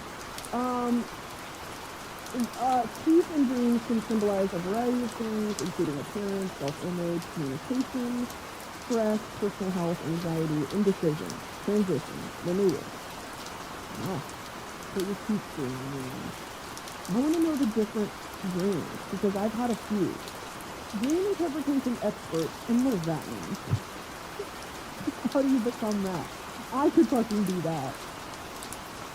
How do you become a dream interpretation expert? Dream certification program details. This is so unserious. Providing educational and training opportunities in dreams, dream work, and dream group leadership. You bitches are making things up. You are pulling things out of your asshole hairs and putting it on the internet like it's true. The Institute for Dream Studies, Dream Certification, Dream would love this place.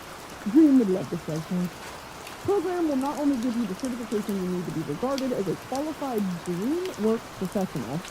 Just a second, previous dream work. Did that one land? Did you guys like that one? Dream work. Nice, right?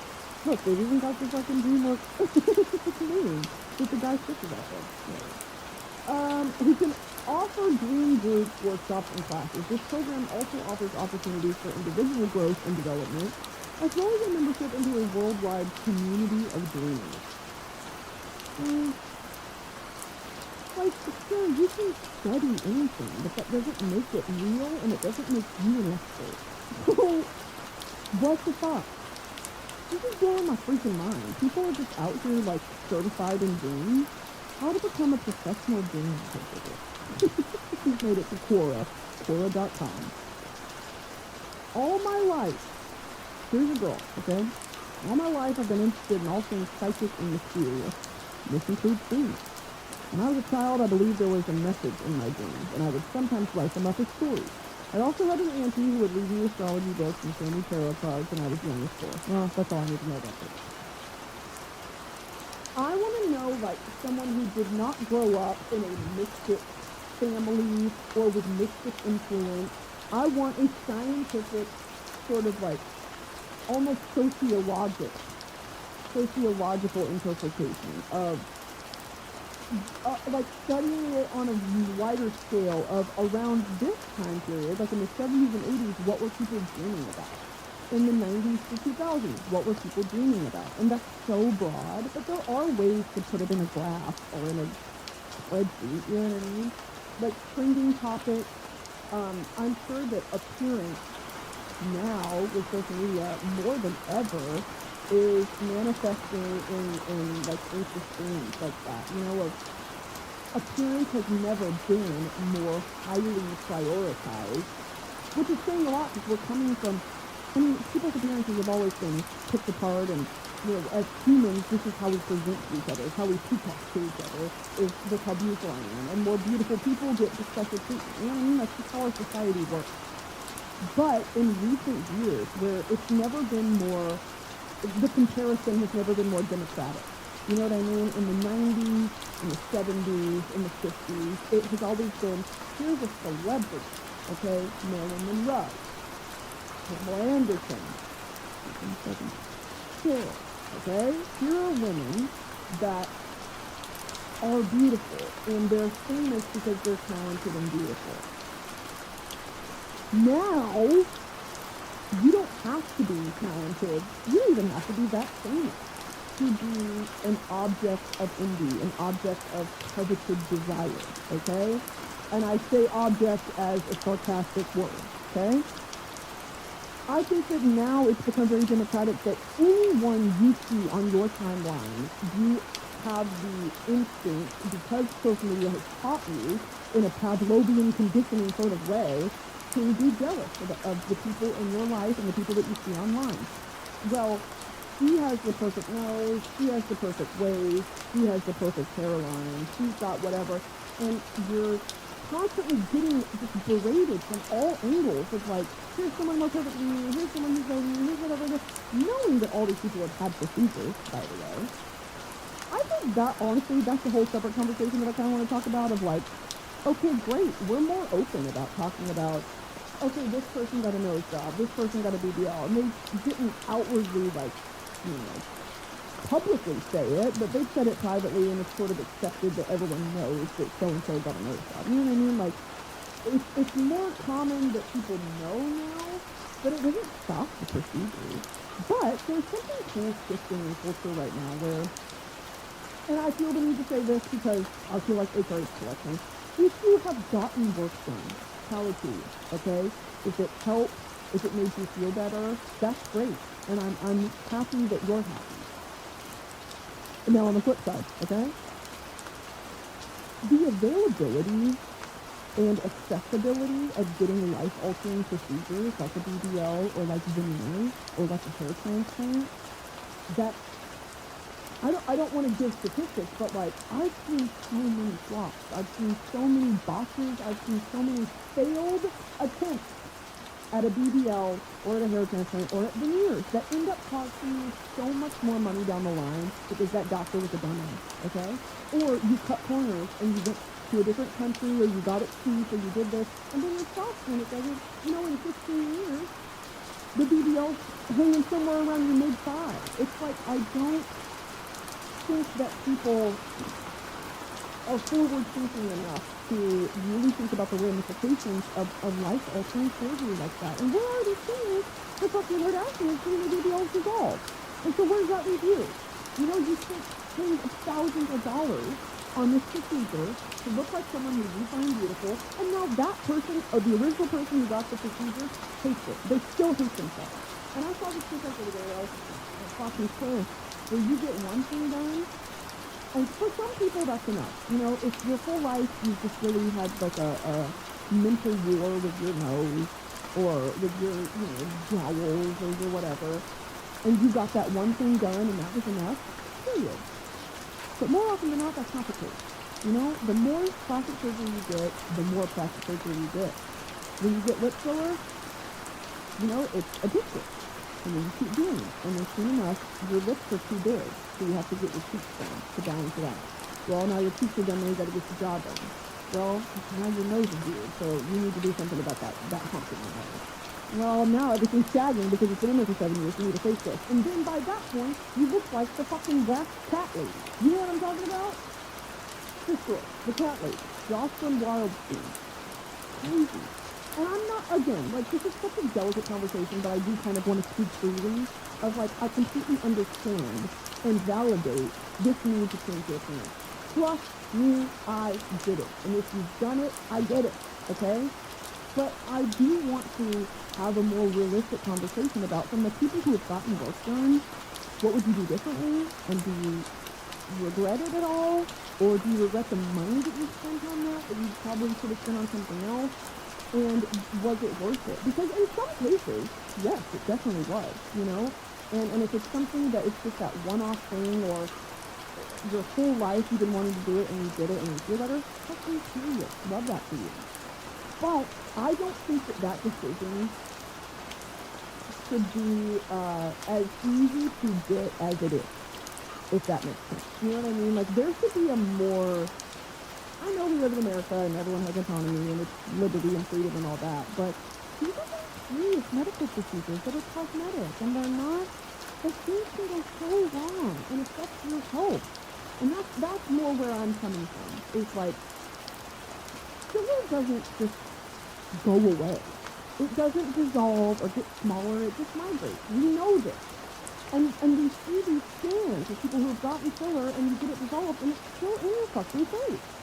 Okay? And it'll be there. We don't know the health ramifications of this. We don't know what that is going to do to your body long term. With a lot of things. With weight, with these semaglutides, with all these things, SSRIs. We don't know the long-term effects of some of these. So, it is a gamble, and life is short. I completely validate that. But I don't know, man. I'm seeing more and more TikToks every day of people being like, I got this work done, and I want to be a voice to people. Don't get veneers. Don't get, a BBL. Don't do this. Don't whatever. And I'm like, God, what a crazy turn from, when the Kardashians first did their thing in, 2011, 2012, to now, where everyone on Instagram has a BBL, and I want to see the negative side of it, the scars, the scarring. It's crazy. And I think that we are talking about it, but I don't know what the shift is. I don't know. I hope that it reverts back to this, after this COVID burst of celebrity worship and the BBLs and changing your body, everyone wants to look like an IG baddie. When Kim Kardashian rented out that island, something shifted. You know what I mean? And I talk about this a lot, where this wealth gap has never been more clear. And I think people started, as the shift happened where people started veering more towards relatable influencers and people who look like them, who live normal lives, who are just entertaining people, but they're normal. Something shifted as well with beauty culture, where, I don't know, I think people are, this should happen. People are embracing their natural beauty, because that's what makes us unique, and it's what makes us beautiful. If we all have the same face, that face doesn't fit on every body type. That face doesn't fit on every complexion. That face doesn't fit, you know what I mean? Why would you change the way that the features that you are given, that make you uniquely you? Is that just for what you're pleasing?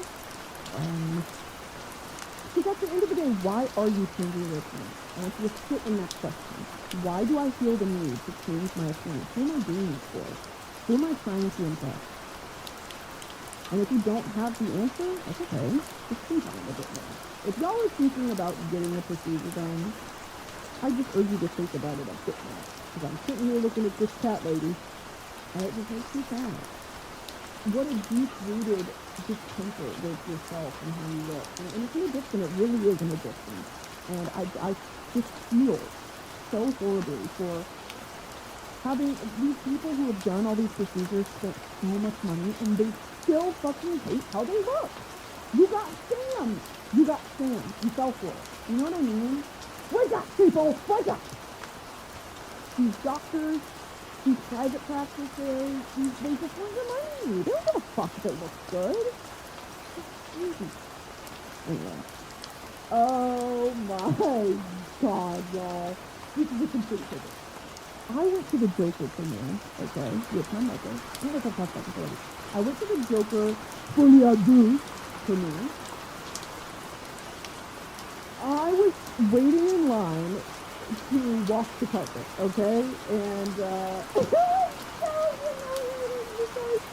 all the paparazzi and like getting images, all this stuff that were there. And they're all behind this big barricade because Gaga, Joaquin Phoenix, all these fucking people were going to be there. Also, side note, why is Tim Dillon and Joker Folie à Deux? We came on the screen and I looked at my mom and I said, that's Tim Dillon. This lady, you didn't get it. She's like really sarcastic and cynical. You didn't get it. I was freaking the fuck out. Why is Tim Dillon and Joker 2? Anyway, nice little Easter egg. That was for Broski Nation. I think I left Tim Dillon. Anyway, we go to the premiere, and we do the carpet, and it's just one woman photographer on the carpet, because we're waiting for the principal talent to get there. They don't give a fuck about influencers, because why would you? I don't either. You know what I mean? But I was invited, and I was like, oh, no, and we went. It was really fun. And we watched the carpet. It was just one guy. He said, here, what's the name? My publicist was like, Brittany Broski. And he goes, so, count them. One photo. Thank you. I was like, thank you so much, sir. Thank you. No, thank you. Because I've been on some carpets where it's way over here, over here, over here, over here. You know what I mean? Like House of the Dragon, that sort of thing. It's like, some of these carpets, it's like, fucking man. Next! Like moving cattle. They were tagging cattle. I was heifer number 4. Anyway. That was so funny. Because I'm all, okay, my close-ups. Fucking glam to the god. I've been in the glam chair for 3 hours. I'm sucking in my gut. I'm like, and then there was one photo, and it just flashed, and he said, next. I said, thank you, sir. So funny. And then by the time Gaga and Joaquin Phoenix and all them got there, there's a guy over here. So funny. Anyway, as we're waiting in line to wash that full carpet, I just behind me. And who do I see except Leah and Miguel from Love Island?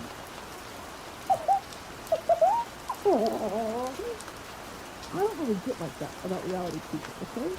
And for the first time in my life, I saw them in the flesh, and I turned around, and I did it. You know what I mean? Like, I've been in public spaces where I meet some of y'all, or I see people who I know recognize me, but they're not going to come up to me, and I'm always like, what's going on in your head? You know what I mean? Like, what's that deciding factor of, okay, fuck, I'm going to say something.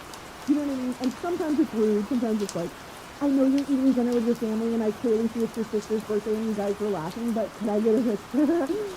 Like, girl, read the room, you know what I mean? But if I'm just walking, sure, like that, you know what I mean? It's just sort of like a,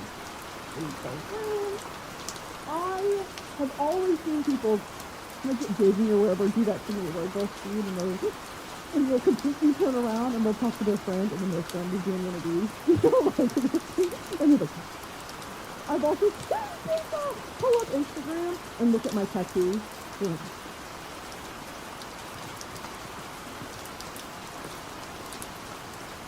And I'm like, I watch all this happening, and if I'm not watching it, then whoever I'm with is like, yep, they're coming, yep, they're pulling up your screen, yep, come on. So it's funny, because I know what's happening, but I've never experienced that as the fan. You know what I mean? Because when I see another person, I'm not going to run up. You know, it's not going to bother them. Unless it's like a, I don't know, I think I'm also very, very privileged in the sense that when I'm meeting a celebrity, it's usually to sit down to interview them, which is so crazy. But I'm in a different headspace, you know what I mean, where it's not so much like I'm a fan, it's I'm here to do a job, and I want to make you comfortable, and I want to make the content good. So I'm in that, like, workflow headspace. This, I was caught off guard. I turned around. I said,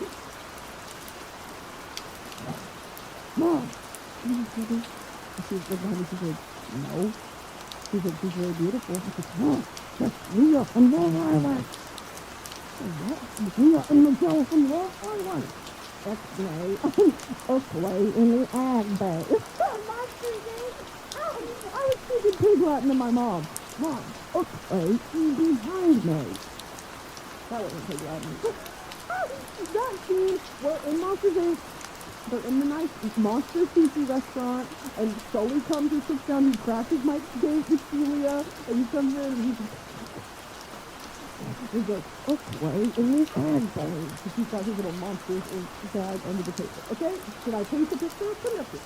Put the screen on the picture. Okay. That was me. Oh, okay, at CLA. Yeah. And so she didn't know, and I was like, I'm in this alone. I took a deep breath, I turned around, and I said, Bitch, I love you. And she goes, oh my God, thanks. I watched all of your vlogs. I said, you are so cute and funny. And I turned around to go, I said, and you too, bitch, love you too. And he just, and I said, I watched all those that popcorn machine together. I watched you get ready for Star Week. I love you. And she was so nice. She didn't know who I was.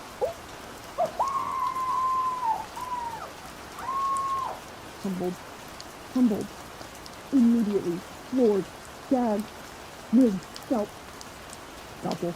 I was like, that is so funny. And I texted my friend afterwards, and I was like, I just met Liam Miguel, because we watched it together in the show. I was like, I just met Liam Miguel, it was so funny. And he was like, oh my God, why did your mom not freak out with you? And I was like, oh no, bro. You have to watch the show to understand. Because I don't get like that. Like, I get like that about musicians, too. Like, I freak the stuff out about musicians. Liam Miguel was with me. I don't know. Serena and Cordell were there too. I didn't see them because I think they came later than me to do the carpet. But they sat across the aisle, and I heard Serena's laugh, and I said, I'm addicted to her. I truly hate her. I'm addicted. And that's so cute. Like, oh my God, I really hope they stay together. Anyway, I just had to say that because that is my first ever, like, I kind of embarrassed myself when I met her. I just love her. I'm so embarrassed. And I know she's gonna be like,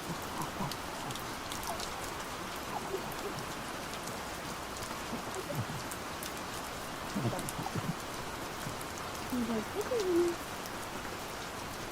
Anyway, baby, I love you. And I watched her call her daddy upstairs, and it was true. Okay, fine. Alright guys, you know the deal. Go to headcount.org, register to vote. Go check if you're registered to vote. If you're not, you should blow up. Grow up. Buy your merch, Broski.shop. If you want Broski Report merch, it's getting cold. It's getting cold. We've got hoodies, sweatshirts, t-shirts. We've got slippers and moo-moos. It's holiday season. It's coming up. Get your mother a moo-moo. What else? Royal Court. We've got new episodes coming out, this Friday? This Friday. Yeah. Check that shit out on the Royal Court YouTube channel. Subscribe to this YouTube channel. I love y'all. And I'll see you next time. Hey guys, just farted before I hit record and it smells so bad in here. Like I just hotboxed myself in here. It's burning my eyelids. It's burning my eyelids back right now. Okay, have you guys seen Captain America? You know Hydra from Captain America? When he like rips his face off and it's just red, like muscle underneath. I feel farted to come out of the Get my pants so bad I turned into Hydra from Captain America. Put him up here. Scary as fuck. Farted so bad my nose fell off. So bad. Okay guys. Hey! Jojo Siwa impression, please welcome to the stage, Jojo Siwa of the Siwa variety. Okay. Now is Siwa German? Jojo Siwa, we go to work for 1.5 hour. We do comma dance on the stage, on the main stage. Then come back to my girl. Bring back my girl. German RuPaul. Jojo Siwa. Is that her real name? Joelle Joni Siwa. Okay, that's actually so cute. Joelle Joni. I love a name that is gender non-conforming. Leslie, Morgan, Kai, all great gender non-conforming names. Jojo Siwa, Siwa last name origin. Like this, Canada, United Kingdom, 1891, 1990. No, Siwa family. That is crazy to me how you can just look this up. Now, is this from Search Labs AI overview? Yeah. Hey guys, welcome back to the Broski Report. Today we're looking up the Siwa family history on Ancestry.com. Welcome back to the Broski Report, sponsored by Ancestry.com. Sponsored by Jojo Siwa. Guys, if Jojo Siwa had a person, would you buy it? Do you want to know something? I'm actually not going to say a name, but I used to follow, I'm lying when I say used to, I still follow this person. I have been following them since probably 2015. Used to watch their videos, their vlogs in high school, through college, and I sort of keep up to date with what they're doing today, okay? Released a perfume. Of course I had to buy it, because I had to know what the fuck was going on, okay? They sold this perfume for like $55, $60 after shipping and tax, okay? Not a cheap perfume. I mean, you know, the drinking things is way it's more expensive ones, but like $60? Damn. Okay? I buy it. It arrived at my house. I bought this in, like, way too, but when did she in 2019. I bought it. Well, when I tell you, I'm so excited that it's something too bad. I was like, this is going to be my most scent. Like, it is, he's describing it sounded exactly like what I would wear. It arrived 3/21. I was so pissed off, dude. I should have kept it. I should have kept it because I told every single one of my friends about it. Like, I was so excited for this perfume. I bought it. I was on pre-order for this fucking YouTuber perfume. And then it came out 3/21. It came out Forever 21 checkout line. Do you remember at the mall in middle school, high school, when you would be with your mother and you'd be checking out in line and they'd have all those little trinkets and bebops and whatever in the line and you'd be like, perfume, and you'd smell it and you'd be like, oh, plastic. Rose-scented microplastic.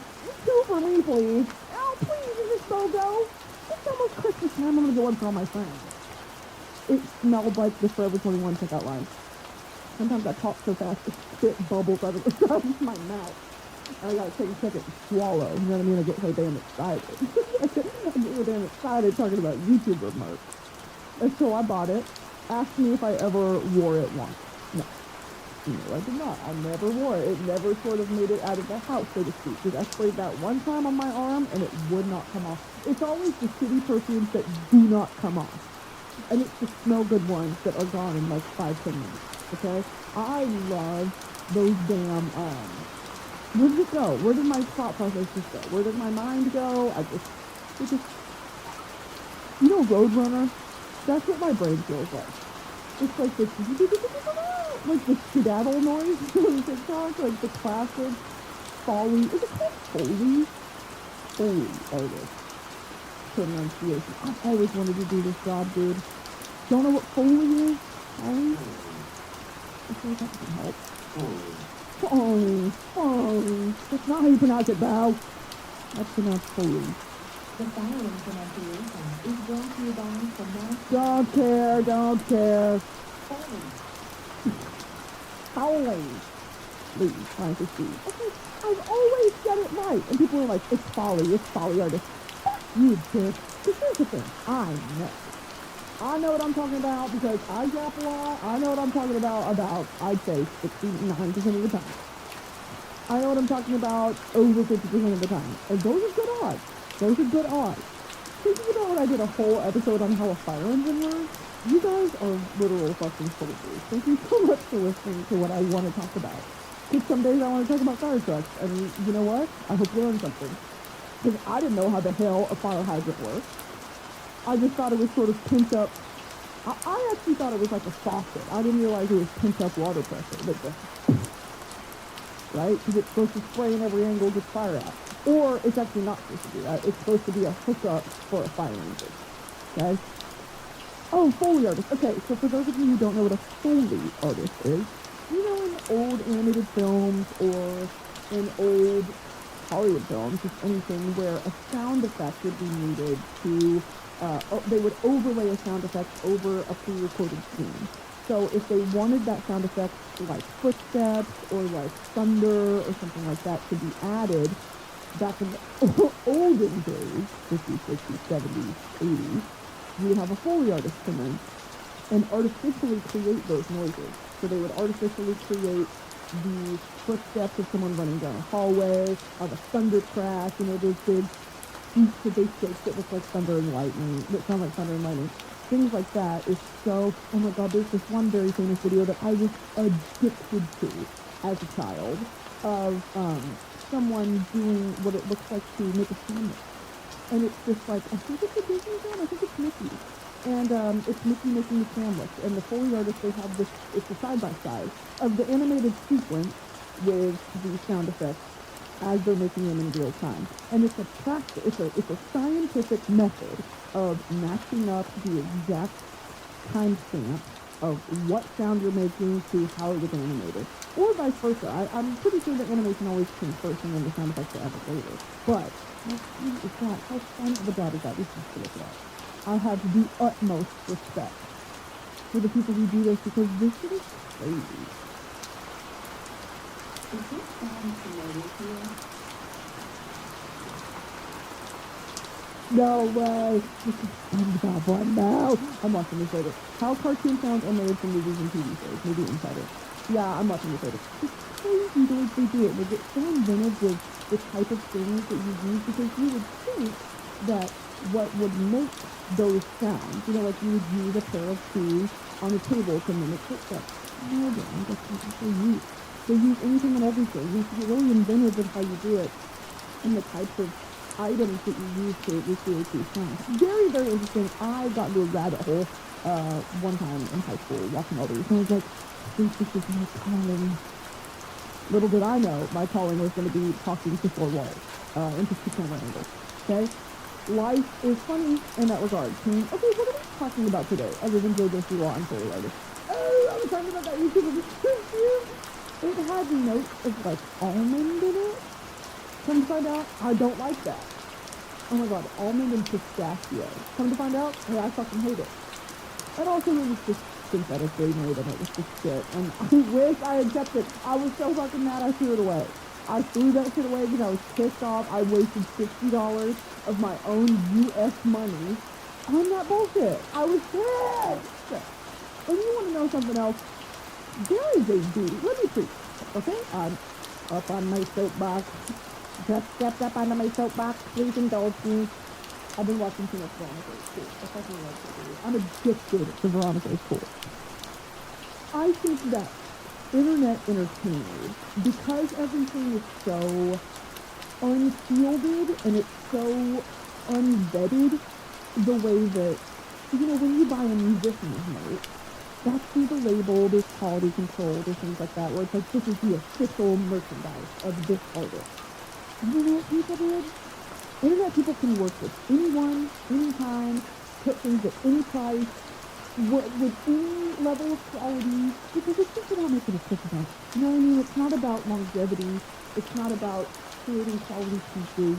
And so I actually sat down and I was like, I want to make these moo-moos that I've always wanted to make, because I wear my moo-moo in like a bunch of my videos, and I have for the past like 4 or 5 years.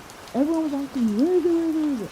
And instead of being like, here's where to get it, and just sending them to some grandma website, I was like, why don't we make our own that's Brittany Broski branded, that will connect me to you when you buy it? You know what I mean? Like, where you can feel like, here's a piece of this thing I love, or this thing that brings me joy into my daily life. The same concept we took with just, a basic Broski Report hoodie, sweatshirt, t-shirt, whatever. Here, though, to me, is a line of that if you're going to actually even consider the honor of paying for a piece of merchandise that is associated with me, that me and my team have created, you should consider this utmost quality. You know what I mean? And the fact that some people are just blasé about it, it's like, I was just so humiliated.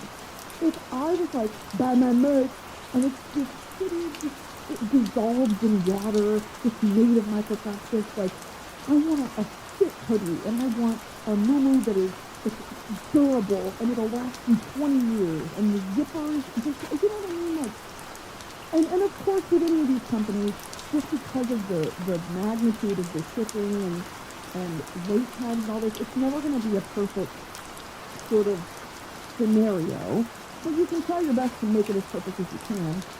But it all comes down to the quality of the product, and the quality of the print, the quality of the embroidery, and the quality of the fabric. That's really what it comes down to.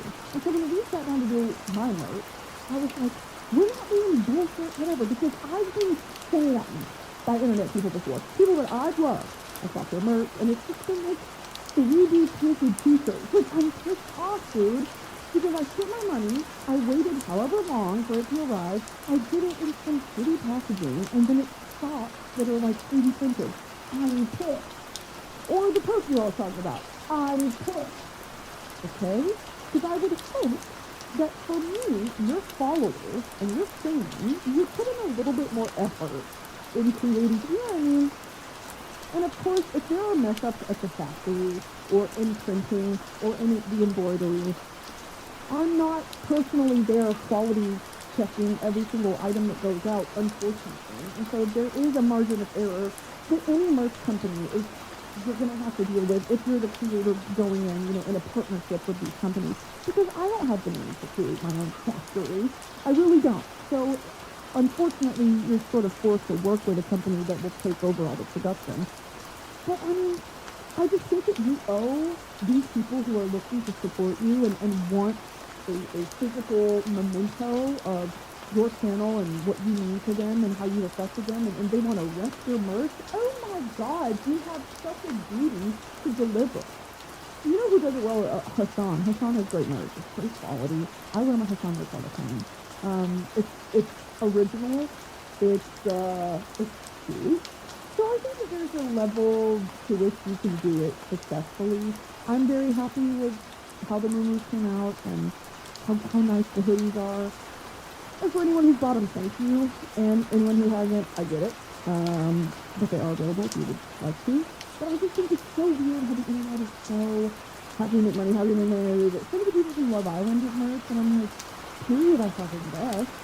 You know, like that is a fervent fan base who loves those people. And I understand that it's this American thing to be like, merch, I want merch, I buy merch from her, I buy merch, please don't merch. And then in 5 years, you know, it's like, why did I fucking buy merch from so-and-so who was on some show for 18 hours? You know, it's just like, is there a lasting power? Is there a longevity to it? I digress. I just find it very interesting. But I've had my experiences where I've bought people that I love, I've bought their merch, and I'm pissed off, I'm disappointed. So, okay, what are we talking about today, team? We're going to finally analyze my birth chart. So let's do that, because I said I was going to do it last week, and then I cried for 45 minutes, so that's fun. Okay, we're doing astro.cafeastrology.com/natal/prenatal vitamins. Create your natal chart here. Before creating a report, please read the instructions and notes below. Don't care. Okay, I'm going to fill this out, and I don't want you weirdos to know any of this. Okay, team, we have looked at. The following table shows the position of the planets in your chart by sign and degree. You'll also find the sign of your ascendant and the signs on the cusp of each house in the natal chart only if the birth time is known. The Roman numerals refer to the houses, where the ascendant is also the first house and may have any existence. What the fuck are you bitches smoking? What does this mean? How do you just want to tell me if I'm an unhealed narcissist? If I'm a limerent, unhealed, anxiously attached ADHD narcissist who has... Like, what are we talking about? Do I have my penis in the first degree of House Mars? The most personal of these are the sun sign, moon sign, Mercury, Venus, and Mars. Most people already know their sun sign because I'm a Taurus. If your time of birth is known, you will also find out your ascendant, or rising sign, or the positions of the planets. If the birth time is known, okay, why don't they do like, so I already knew this. My sun is in Taurus, my moon is Cancer, because I cry a lot. I cry a lot. My Mercury is in Aries. What is your Mercury sign? How you communicate, think, and process information. Mercury in Aries. People with this sign tend to communicate in a courageous and impulsive way. That is true. Venus in Gemini. That seems scary. Venus, Gemini, Those born with Venus and Gemini usually have a much more open approach to both relationships and money. They're not eager to put a label on anything because they know that feelings change along with circumstance. This is the placement of the float. The comet philosopher and the social butterfly. Oh, what is Venus in Gemini attracted to? I love Google. Google is so period. Like, the way that... Sorry, let me glaze Google really quick. Bing, who cares? Firefox, who cares? Mozzarella Firefox, don't care. What happened to Firefox? The fall of Firefox. I used to love Firefox. It was very sweet. Browser extension disablement. In May of 2019, Firefox automatically disabled all browser extensions. So, Adobe Flash support dropped. On-device translation in 2023. This is crazy. Some say that Firefox's decline can be attributed to the rise of Google Chrome, poor memory management, and bad coding paradigms. And look, I was going to say that as well. I was also going to say that if no one brought it up. Mozzarella Firefox. What happened? Mozzarella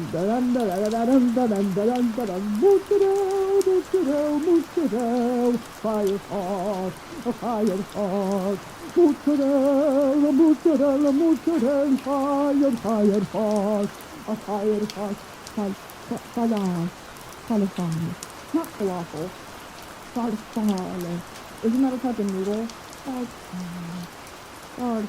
Bow tie pasta, which is from fusilli, consiglio. Oh no, that's actually a substitute. Si chiama farfalle in Italian. This is a word that usually means the Italian butterfly. Yes, they are the butterfly pasta. So how do you go about pronouncing these names with the typical Italian pronunciation? No, it's not farfalle, but rather farfalle. I'm so sorry. Farfalle. And you want to know it's not Versace, it's Versace. You don't know Italiano like me. Nobody speaks Italiano like me. Not people that speak Italian. But I will tell you something. I watch a lot of art history documentaries, and they'll dub them in English, you know what I mean? But because I speak Spanish, and Spanish is a Romance language, and a lot of languages share different French, Italian, Spanish, Romanian, sometimes English, all share similar root words. Is English a Romance language? It's part of the Germanic language. Really? But it's got a Romantic instinct. English is a deep connection to Romance languages because of the Norman conquest of England in 1056. Dude, if I went back to school, I would study this bullshit. I love this stuff. I love this stuff. The Normans spoke a dialect of Old French, and the mixing of Norman French and Old English led to Middle English, which has aspects of both Germanic and Romance languages. That is crazy to me. The language you speak today is not the language of 500 years ago.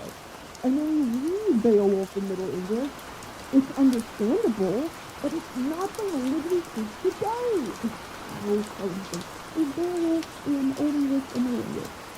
Yes, Beowulf is an Old English poem. Beowulf is written in the West Saxon dialect of Old English. The poem was likely composed between the 8th and 11th centuries. Its only surviving manuscript dates to about 1010. Thinking about when I talked about Beowulf with Plagiar. Alright, anyway. Is English or English language. Here's the thing that is very interesting. What I was going to point out is that I did some episode how many weeks ago where I was talking about this bullshit again of how much I love linguistics and how I love the evolution and development of languages and how language is a living, breathing thing and it can be morphed and changed and actively we do it every day without even knowing. Someone commented under one of the episodes, and I was like, who's this freaking nerd? Who's this nerd who recommended this podcast episode? It's not nerd, okay? So whoever commented this, I know you know who you are, and please comment under this one too.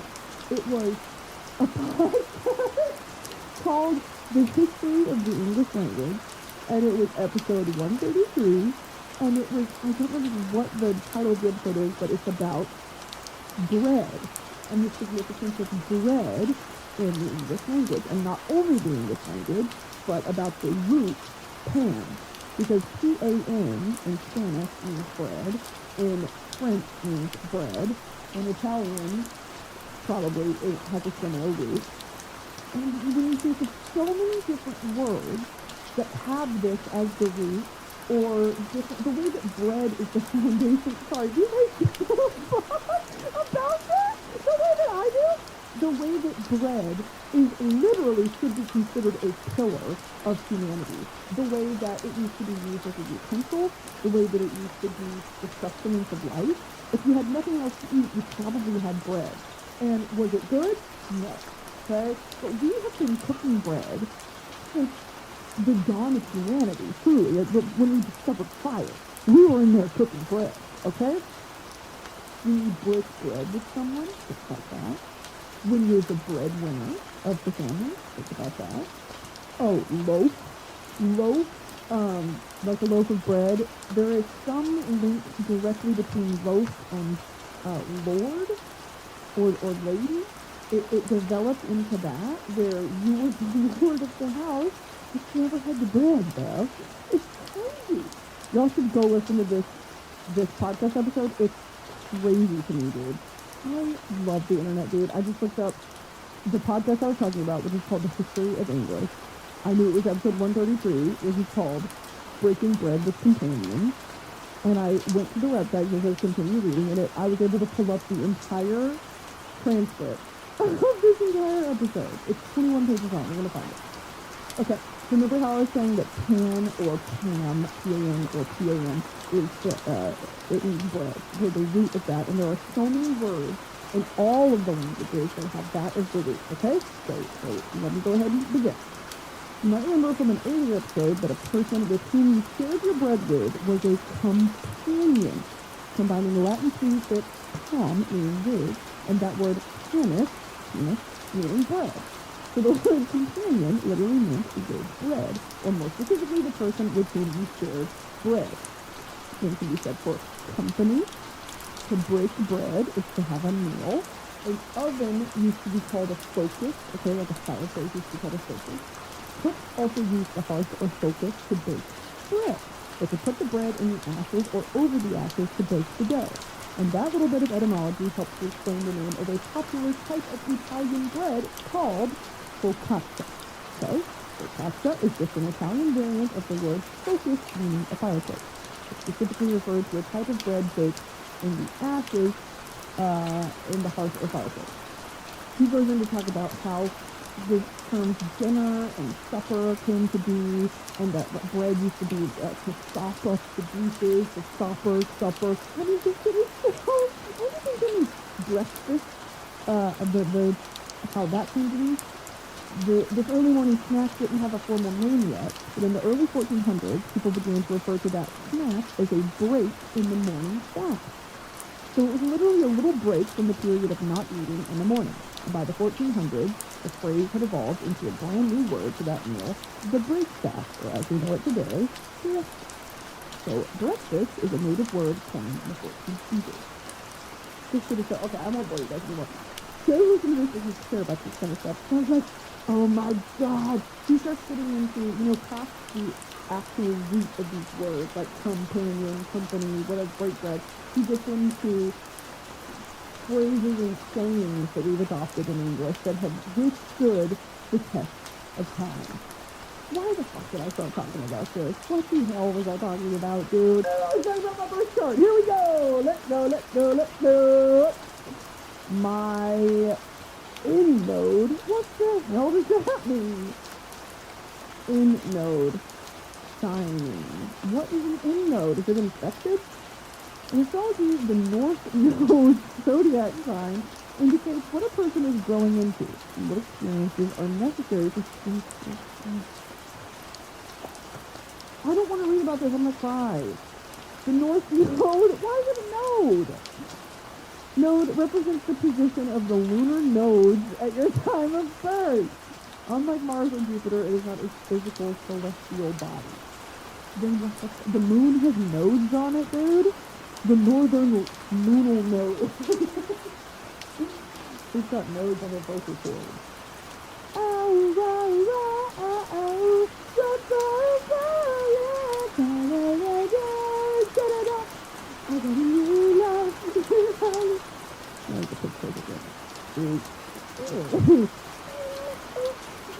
Awkward. Oh, I forgot to tell you guys, I got this crazy rash. I don't know if you guys can see it, or the bald spot on my head. Guys, I'm not doing the best. I'm not doing the best. It may look like I'm giggly haha because I had 2 Red Bulls. I had a Premier Protein cafe latte protein shake, so there's something in my gut, and then 2 Red Bulls. So I'm going to go home. I feel like I'm on a sprinkler head. That's what this fucking guy feels like, that I'm on a fucking sprinkler head. You remember those ones that babies used to have? It was like Elmo, like an Elmo sprinkler head, where he was in goggles and like a snorkel, and his head would be, that's how I get. Once the camera's shut off, oh yeah, I've been thinking about taking up a smoking cigarette. Have you guys It feels like a time in my life where, I'm 27. It's time I start smoking cigarettes and waxing poetic, or I become a recluse. I shut myself off from the world, and I never leave my house again. Instacart, DoorDash, dangerous things for a woman like me. Dangerous things for a woman like me. I'll DoorDash $40 worth of Taco Bell right now. And I'll only eat 1 piece of it because I get kind of nauseous sometimes, okay? And my doctor said I have to do like 60 to 120 milligrams of protein a day. You know how fucking hard that is, dude? You know how hard 30 milligrams of protein is to get a day? When you're not binge eating the way that I used to, I find it so hard to meet any of those. And then I'm like, why am I tired all the time? Because I'm not eating protein. Yeah, I thought you health bitches were just, so I thought you were just being annoying. And now I'm like, oh, my body needs sustenance from this? Is that why my lips are flaking off and I have fucking zits and my hair's falling off? Oh my god. infidel fireflies. Oh, we were talking about my end node. End node. Edna node. Edna node. Is my node infected? Where'd it go? My end node is in Virgo. That can't be good. End node Virgo. Your life's purpose is to develop healthy routines and embrace boring. Boring. And who the fuck are you, Witchy How? I don't give a fuck. If your North Node is in Virgo, your life's purpose is to develop healthy routines. Do I look like a creature of a healthy routine? Does anything about me scream health and wellness? You bitch. Also, stupid little symbol. Looks like a squirrel. In node. Virgo. What's my Placidus? My sun in is masculine.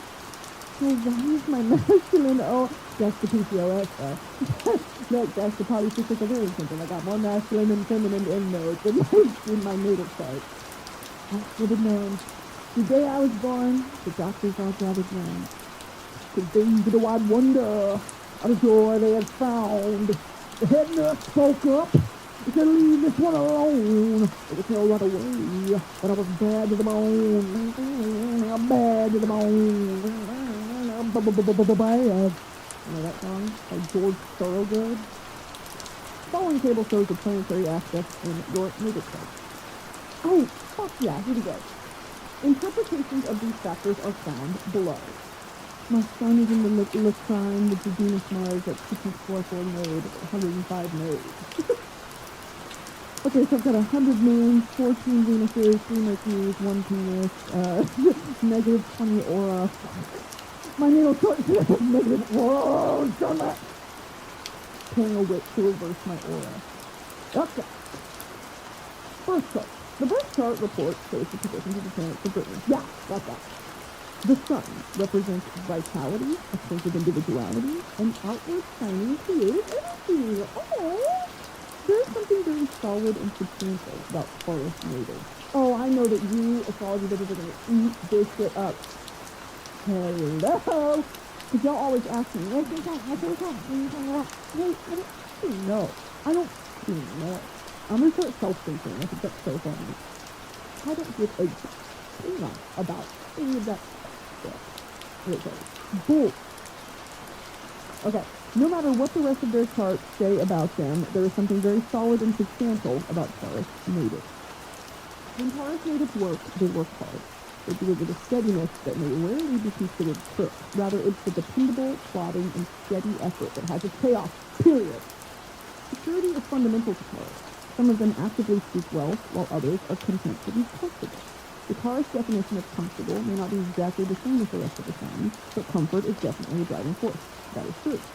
Taurus natives are sensual folk, and this includes sex that extends to pleasures in all areas. They delight in the sensual pleasures of food, big eating disorders, a comfortable blanket, a richly colored aquarium to look at. This just tells me I'm autistic. I'm just not. Okay, Taurus is more like skin toys, richly colored things, interesting texture, the smell of flowers or spring rain, pleasing melodies coming from their stereos, and so forth. Some might even say they live through those senses more than most. I would agree with that. I would definitely agree with that. Oh my god, I went to spend the night at Drew's the other night, brought my box of swim toys. You bitches don't understand. You bitches don't understand Mooncat, okay? I talked about Mooncat way long ago. I get PR boxes from Mooncat now. Look at what the internet can do for you. I get Tim Toys, Kaba Squishy PR boxes, okay? Who else wants those? No one. Okay, I am the sole sort of market for that, and I'll carry that pride, that badge of honor. Sorry about that. Although hardworking, their fit and comfort-loving nature sometimes makes them appear lazy. This is only because they separate work and leisure so well. Okay, that's not really true.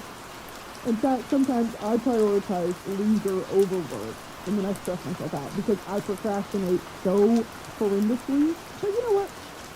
It might be gifted and talented burnout because I was a GMT child, and I realized probably by you know how a pressure cooker makes a diamond, when I am up to the last moment, it's when I do my best work. If I start on something early and I give myself time to do it, I'm never going to finish it. And I'm never going to put that much effort into it. If it's the 11th hour before something is due, before something is due, I'm going to put my whole push into it because I have to do it. You know what I mean? I am laser focused in on that thing. Procrastinating, for me, and I've never really practiced it a different way, produces a really great product. I'm getting this Monday. Okay, it comes out tomorrow. I give my podcast editors, love you guys, maybe 10 hours to do it. Maybe. Okay? I feel god awful about it. But there's something in me that's like, you have time, just whatever. And then I'll procrastinate, I'll do other things that I want to do, but the whole time that I'm procrastinating, I'm stressed out about what I have to do. Okay, anyway, it's actually the moon's fault. It's the node's fault because my nodes are infected on lunar Mars. Okay, so after when lunar Mars gets anniversary, I think that's actually really in the stars for me. Okay, because my sun rising is in Peace. Oh, my end node is in vagina? Oh, I did not know that. Okay, labia minora is in Taurus. That makes sense. No, that makes sense. It very perfect sense. Okay. Although hardworking, a solar Taurus who has kicked their feet up is rooted there. You'd be hard-pressed to get them to move. Well, I don't know if that's true. I just do what I want to do. But trust me that I know myself more than anyone, and that if there is work to get done, I'll do it. But I'll do it on my own time, okay? You can't tell me to get to work. I'll get my work done, but don't micromanage me. On a mental level, you'll likely have the same problem. Taurians stick with things and ideas, and therein lies one of the reasons why they are known for their stubbornness. Taurus is a fixed sign, and they have a fair measure of tradition and steadiness in their makeup that keeps them rooted. Though they are dependable most of the time, this generally shows itself more in habit than outright helpfulness. The possessiveness associated with Taurus shows up in all areas of life in some way. Not just these star traits and engagement. Taurus likes to own things. A nice home, a piece of land, a paid-off car, that aquarium mentioned earlier, a couple of pets, and maybe a solid business. Yeah, that's true. In love and relationships, there is an earthly kind of possessiveness that may be considered jealousy by some too. In reality, there's quite a difference between being possessive and being jealous. Taurus natives are rarely jealous and petty. They do, however, think of the people they love as theirs. It adds to their sense of security. I don't know if I agree with that entirely. I do get kind of jealous, but I don't think there's a well, I'm lying. I actually do get possessive, but it's that like green monster. What's that called? The little green envy monster that lives on your shoulders. Can I talk? I just couldn't make it out. Where like as those thoughts bubble up to the surface, I recognize that's toxic, and I don't like that about myself, but it's still there. You know what I mean? Like I can't. It's sort of a knee-jerk thing. Okay, here we go. Short description. She is strong-willed. She has charm, and she is tolerant and stoical. Stoical is not a word, it's just stoic. Who the fuck wrote this? Enduring pain and hardship without showing one's feelings, but complaining. I love to complain. Stoic means a person who can endure pain or hardship without showing their feelings. Is stoical a synonym of stoic? Being calm and almost without any emotion. The more you know. She likes pleasure in the good things in life. Appreciates the arts. Weaknesses. Obstinacy. Laziness. She can be materialistic. Obstinacy. The quality or condition of being obstinate. Stubbornness. Okay, well, this is what I have to say that. Taurus, that's a stubborn sign. They're bullheaded. Look on my little... Okay. But my sun is in the 4th house. You invest much of your pride and energy in your personal and private life, your home, and your family. Privacy is important to you. You are naturally protective of your loved ones, including your heritage and personal life. Yeah, period. Advice. Avoid being defensive or resistant to change as you work to build a secure foundation for yourself and the people you love. Okay, great. She seeks fulfillment through creating a solid and secure foundation. That is absolutely true. I want to read about my moon. Yeah, here we go, my moon. The moon represents the emotional responses, unconscious predestination, and the self-image. The moon represents the emotions, and the moon sign shows how a person expresses themselves when at home, at ease, and comfortable. Okay, yeah, because the moon is your, like, real emotions, and what's your rising is how you actually present to the world, right? Because I'm a Capricorn rising, I've always thought that. My hair actually could not be greasier if I tried. That's fine. The moon is at home in the sign of Cancer. Moon in Cancer has a large potential to get in touch with the feelings and needs of others. Often they are quite wrapped up within themselves. Their memories of the past are outstanding. They look for peace and quiet. Moon and Cancer people are never detached. They cling to things. Oh my God. Things and the people they care for. They seek security and familiarity in all they do. They look for peace and quiet. With their great attachment to all that is safe, they are a little weary of change. These peace-loving souls dislike superficiality in all its forms. They are devoted and accommodating. The insecure ones accumulate things in an attempt to feel secure. One of the most delightful characteristics of Moon and Cancer people is their loony sense of humor. These people can be hilarious. Their moodiness can baffle others, but their unique outlook on life is something most people can appreciate. It's kind of freaky when you read this stuff and you're like, wow. When treated with tenderness and understanding, Moon and Cancer natives return the favor with warmth and protection. Give them security and they'll take the crabbiness out of the crab, at least for a while. These people are wonderfully dependable overall, despite their occasional mood swings. Damn! Make a friend of Moon and Cancer and you will be taken care of for life. It is true. When I give friendship, I'll ride. Short descriptions, she is likable and sociable, accommodating, devoted, nurturing, and accumulating. Very sensitive to environmental conditions and surroundings. She likes home, habits, comfort, and her little world. Very caring and protective of loved ones. What she does. Okay, my Mercury is in Aries. I make quick decisions. I may streamline learning. I can be direct and straightforward in speech, possessing an innocent charm, and can easily motivate others with her enthusiasm. This is crazy. She loves a heated dispute. Lively mind that quickly understands a given situation. She's very resourceful and capable. May prefer to jump into a decision and may not have much patience with patience. Good education. She's cultivated, enjoys literature, family life, and family relationships. This is nuts, y'all. Venus and Gemini people will try to win over the object of their affection with witty conversation, displaying just how much they know and demonstrating their diverse interests. These lovers are playful. Some might even call them a tease. They are hard to pin down, and they resist relationships that promise to become too comfortable. Even those of their Sun and Taurus or Cancer, whose outward demeanor may suggest some reserve and caution, will want their relationships to be stimulating and full of conversation with Venus and Gemini. And let me tell you something, okay? Recently I was speaking with a young gentleman. We did edibles together. And he smoked something. He smoked a blunt, which is crazy, by the way. It's like 11 a.m. on a Tuesday. He smoked a blunt. I took him out of it, and he was sitting outside.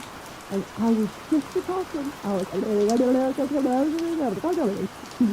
woman on the subway, she was really good at it. And here's just the type of high where he just was sitting there. Like he was trying to breathe, and I was like, and then after a while, are you listening? And he looked at me with this pleading look in his eyes, like, right now. And I was like, defeated. Then it sets in as like, oh, I actually might be the most annoying person on planet Earth. I understand. And after a while, I was like, I'm going to go inside. Because I understood in that moment. I was like, I'm feeling a little bit much right now. So that actually makes 100% sense. So in that moment when he wouldn't talk to me, I was pissed off. Because I wanted to talk. But he was so high he could not. I understand. Okay? While I'm understanding, I'm pissed off. And that's like the dichotomy and the synchronicity of having a woman who's a house in Virgin and node. Okay, when my nodes are in Venus, that's very tiny island. What the fuck is you just mean, dude? Okay, so I'm a T. I'm a cock block T. Mars represents the desire for action and physical energy. My Mars is in Virgo. Mars and Virgo people are quite protective about their system for getting things done. Although rather humble in a general license, they can be quite particular about their methods, how they organize and accomplish their goals, mostly with work. Theirs is a nervous energy. Period. Although they have some staying power, they can be restless and are not given to sticking with the same subject for too long. That's very true. I think that's why, sorry to get real for a second, team. I think for a while with this podcast, to be completely honest, I've just I think I'm burnout across the board. I still am suffering from burnout. And to do this podcast, I gotta jack myself up on caffeine, which I could do. And I come in here and I have a good time. But I think I'm just in a season of life where this is, and I don't mean to blame all my shortcomings on my Mars being in penis Virgo, but I do think that there is some real validity to this. And it kind of makes me feel not so bad. That I am a person who has to consistently be coming up with new creative ideas. And once you've created an IP that you've been locked into a contract with, like with ads and just posting and things like that, where I know that people accept this podcast once a week. If there's ever a week where I don't want to do it, I'm locked into a contract. That's not really an option. So it's a weird thing on a human level to be like, I don't really feel like doing this today. I would much rather come up with something new. It's not that I want to stop doing this job or I want to stop entertaining, because there is an innate need to entertain. Are you not entertained? I have to entertain the masses. But in this specific medium, I think I have to fall back in love with it. So give me some time. Sorry if the episodes have been lasting lately. I need to get my mind in order. I've been feeling very lately, you know what I mean? I don't know what it is. I think something's up with my hormones still. I have a doctor's appointment this week. Something's going on with my hormones, and I'm gonna get it checked out. But I just don't really feel like myself. And I haven't for too much. I think I need to see my family. I need to get the fuck out of Los Angeles. I need to go back to the South. I need to see my family. And not just see my family on oh, it's Thanksgiving, I'm here for 2 days, okay, I gotta go. And I want to lay on the couch and just be around my family. You know what I mean? And it's just stuff. California is so far from everything that I've ever known. And I love being out here, and I've got great friends out here, but it's hard. It's hard being away from all your friends and all your family. Being away from home. And it's also even weirder going home and thinking, this is bad. When you go back to Trump country, when you go back to a red state, it's like, this is not my home. I don't feel safe for it. But at the same time, it's familiar. So it's very fun. There's always something going on in my brain. Something funny. And it's actually so much fun. I'm kind of gagged at astro.cafeastrology.com/native. This is nuts, though. These natives derive plenty of energy and life force from the things they do. Their work, hobbies, and any kinds of projects they take on. An idle Mars and Virgo native is a sorry sight indeed. Fidgety, nervous, worried. All these things are a sure sign that Mars and Virgo people have either too little to do or far too much on their plate. There is a perfectionist at the heart of all people with this position. Yes? They'll be the first to deny this, but it's there. They worry when they are not producing anything, and they worry about whether what they've produced will measure up. Yeah, bitch, period, actually. Let's read about my Uranus. Uranus represents individual liberty, egoistic liberty. May get overexcited at the start of a task that interests her. At times, her debonair personality can give others a banal impression. Banal. So lacking in originality as to be obvious and boring. She can be wildly creative with an odd but happy sense of humor and perspective. She is an idealist, easily disappointed by those using power plays to advance. She fights to improve her daily life. She is persevering. Dang, I'm kind of gazing me. Okay, is there an overall? So here's my natal chart. You guys have a card screenshot. Don't know. What is the connection between maybe the planets and how do they know this? Who the fuck sat down and did this? I don't understand. Who came up with astrology? The Babylonians. I sit in the President Babylonians are credited with developing the earliest known organized system of astrology, which originated in Mesopotamia around the 3rd millennium BC. Greek astrology, Islamic astrology, European astrology, Babylonian astrology. The Babylonians divided the sky into 12 areas, each of which was assigned a figure and named in a specific meaning. So they just pulled this out of their ass. Of course they did. All that we know we pulled out of their ass.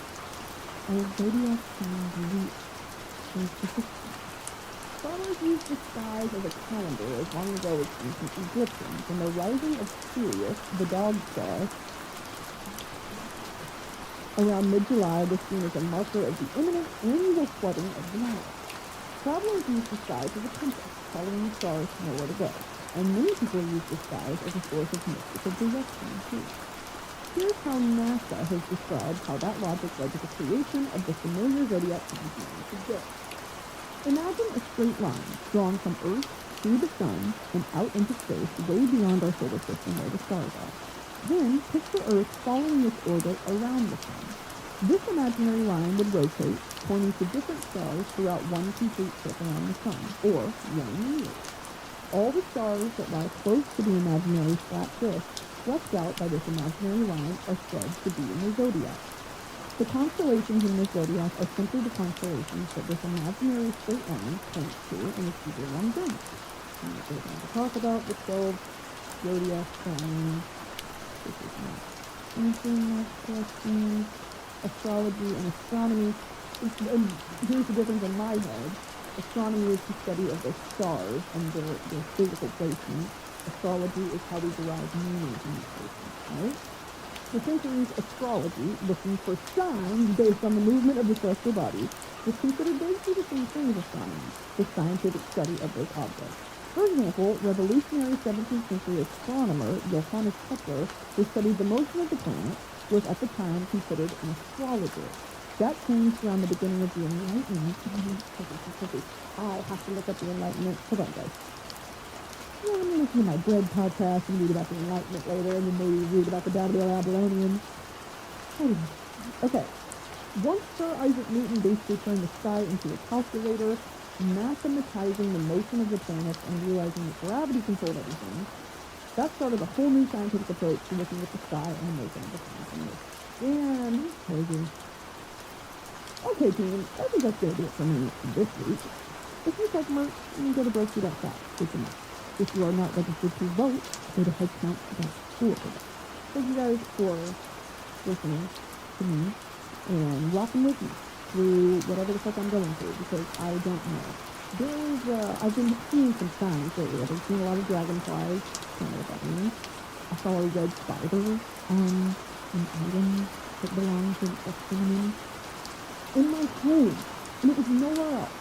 And I think all these things, like, I'm not one to be, like, crazy spiritual lady, but I have certain things in my home, like crystals, and I do believe that there is a power to all this craziness inside of your brain into a physical object like that and having it touch around you, because it's nothing else than just, it's an exercise to sort of get your mind right. I don't believe that these crystals have intrinsic powers, but I do think that there is a connection between grounding your human body to nature and the beautiful things that come from nature. As far as all the different meanings for the crystals, I'd like to believe, but you never know. But I do think, I've been seeing a lot of signs recently, and I Google, like, what does this mean? Dragonflies keep landing on my car. In Texas, like, how is it, and no one else, I look around, there's no other cars of dragonflies, like, what does that mean? I found a red spider in my house, what does that mean? And I think I'm in this period right now of, like, transformation and being in tune with myself, and I don't think I've been in tune with myself for a while. I've been on autopilot, and it's showing. And I say this dramatically, but I've been sort of miserably trapped in my own brain, and I just overthink so much, and I'm creatively, I'm stretched too thin creatively, but at the same time, you know, we talked about last week, of, like, the things I want to do, class, art and craft, I need to like make something with my hands. I need to make something with clay, and I think I need to channel some of that energy, that like anxious red energy that I have around me. Like I need to channel it into something instead of throwing my fucking phone. And I know I sat up there and I think last week that I need to get off the phone, need to whatever. I need to get on the device because I am addicted. I am addicted to my cell phone. And it's not as easy as just being like, put on a time limit on your phone for that time. It's not that easy. I think I'm depressed as well. I'm not worried about that. Okay, thanks for listening, Dean. Sorry, that's heavy. It'll be fine. I'm gonna be okay. Halloween's coming. Very excited for that. I'm going home soon. Very excited for that. ACL. Very excited for that. Chris Stapleton headlining. And I think Rex and Keith is gonna be really good. Oh my god, one last thing. Song of the week. It's called Sounds Like the Radio by Jack Pop. I love Jack Pop, and I don't know where he's from, but he to me is like trying to be Alan Jackson, and I'm fine with it, because I fucking love Alan Jackson. Is he from Washington? Is that W.A.? Washington. Hello, Jack Pop. Hi, Jack Pop. Don't look at me right now. Okay, like if you want to laugh and stay into my bald spot, you need to think about me, Jack. Jack Pop, hello. Jack Pop, alright, whatever. I think that's it for me this week, team. Thanks for listening. I love you guys.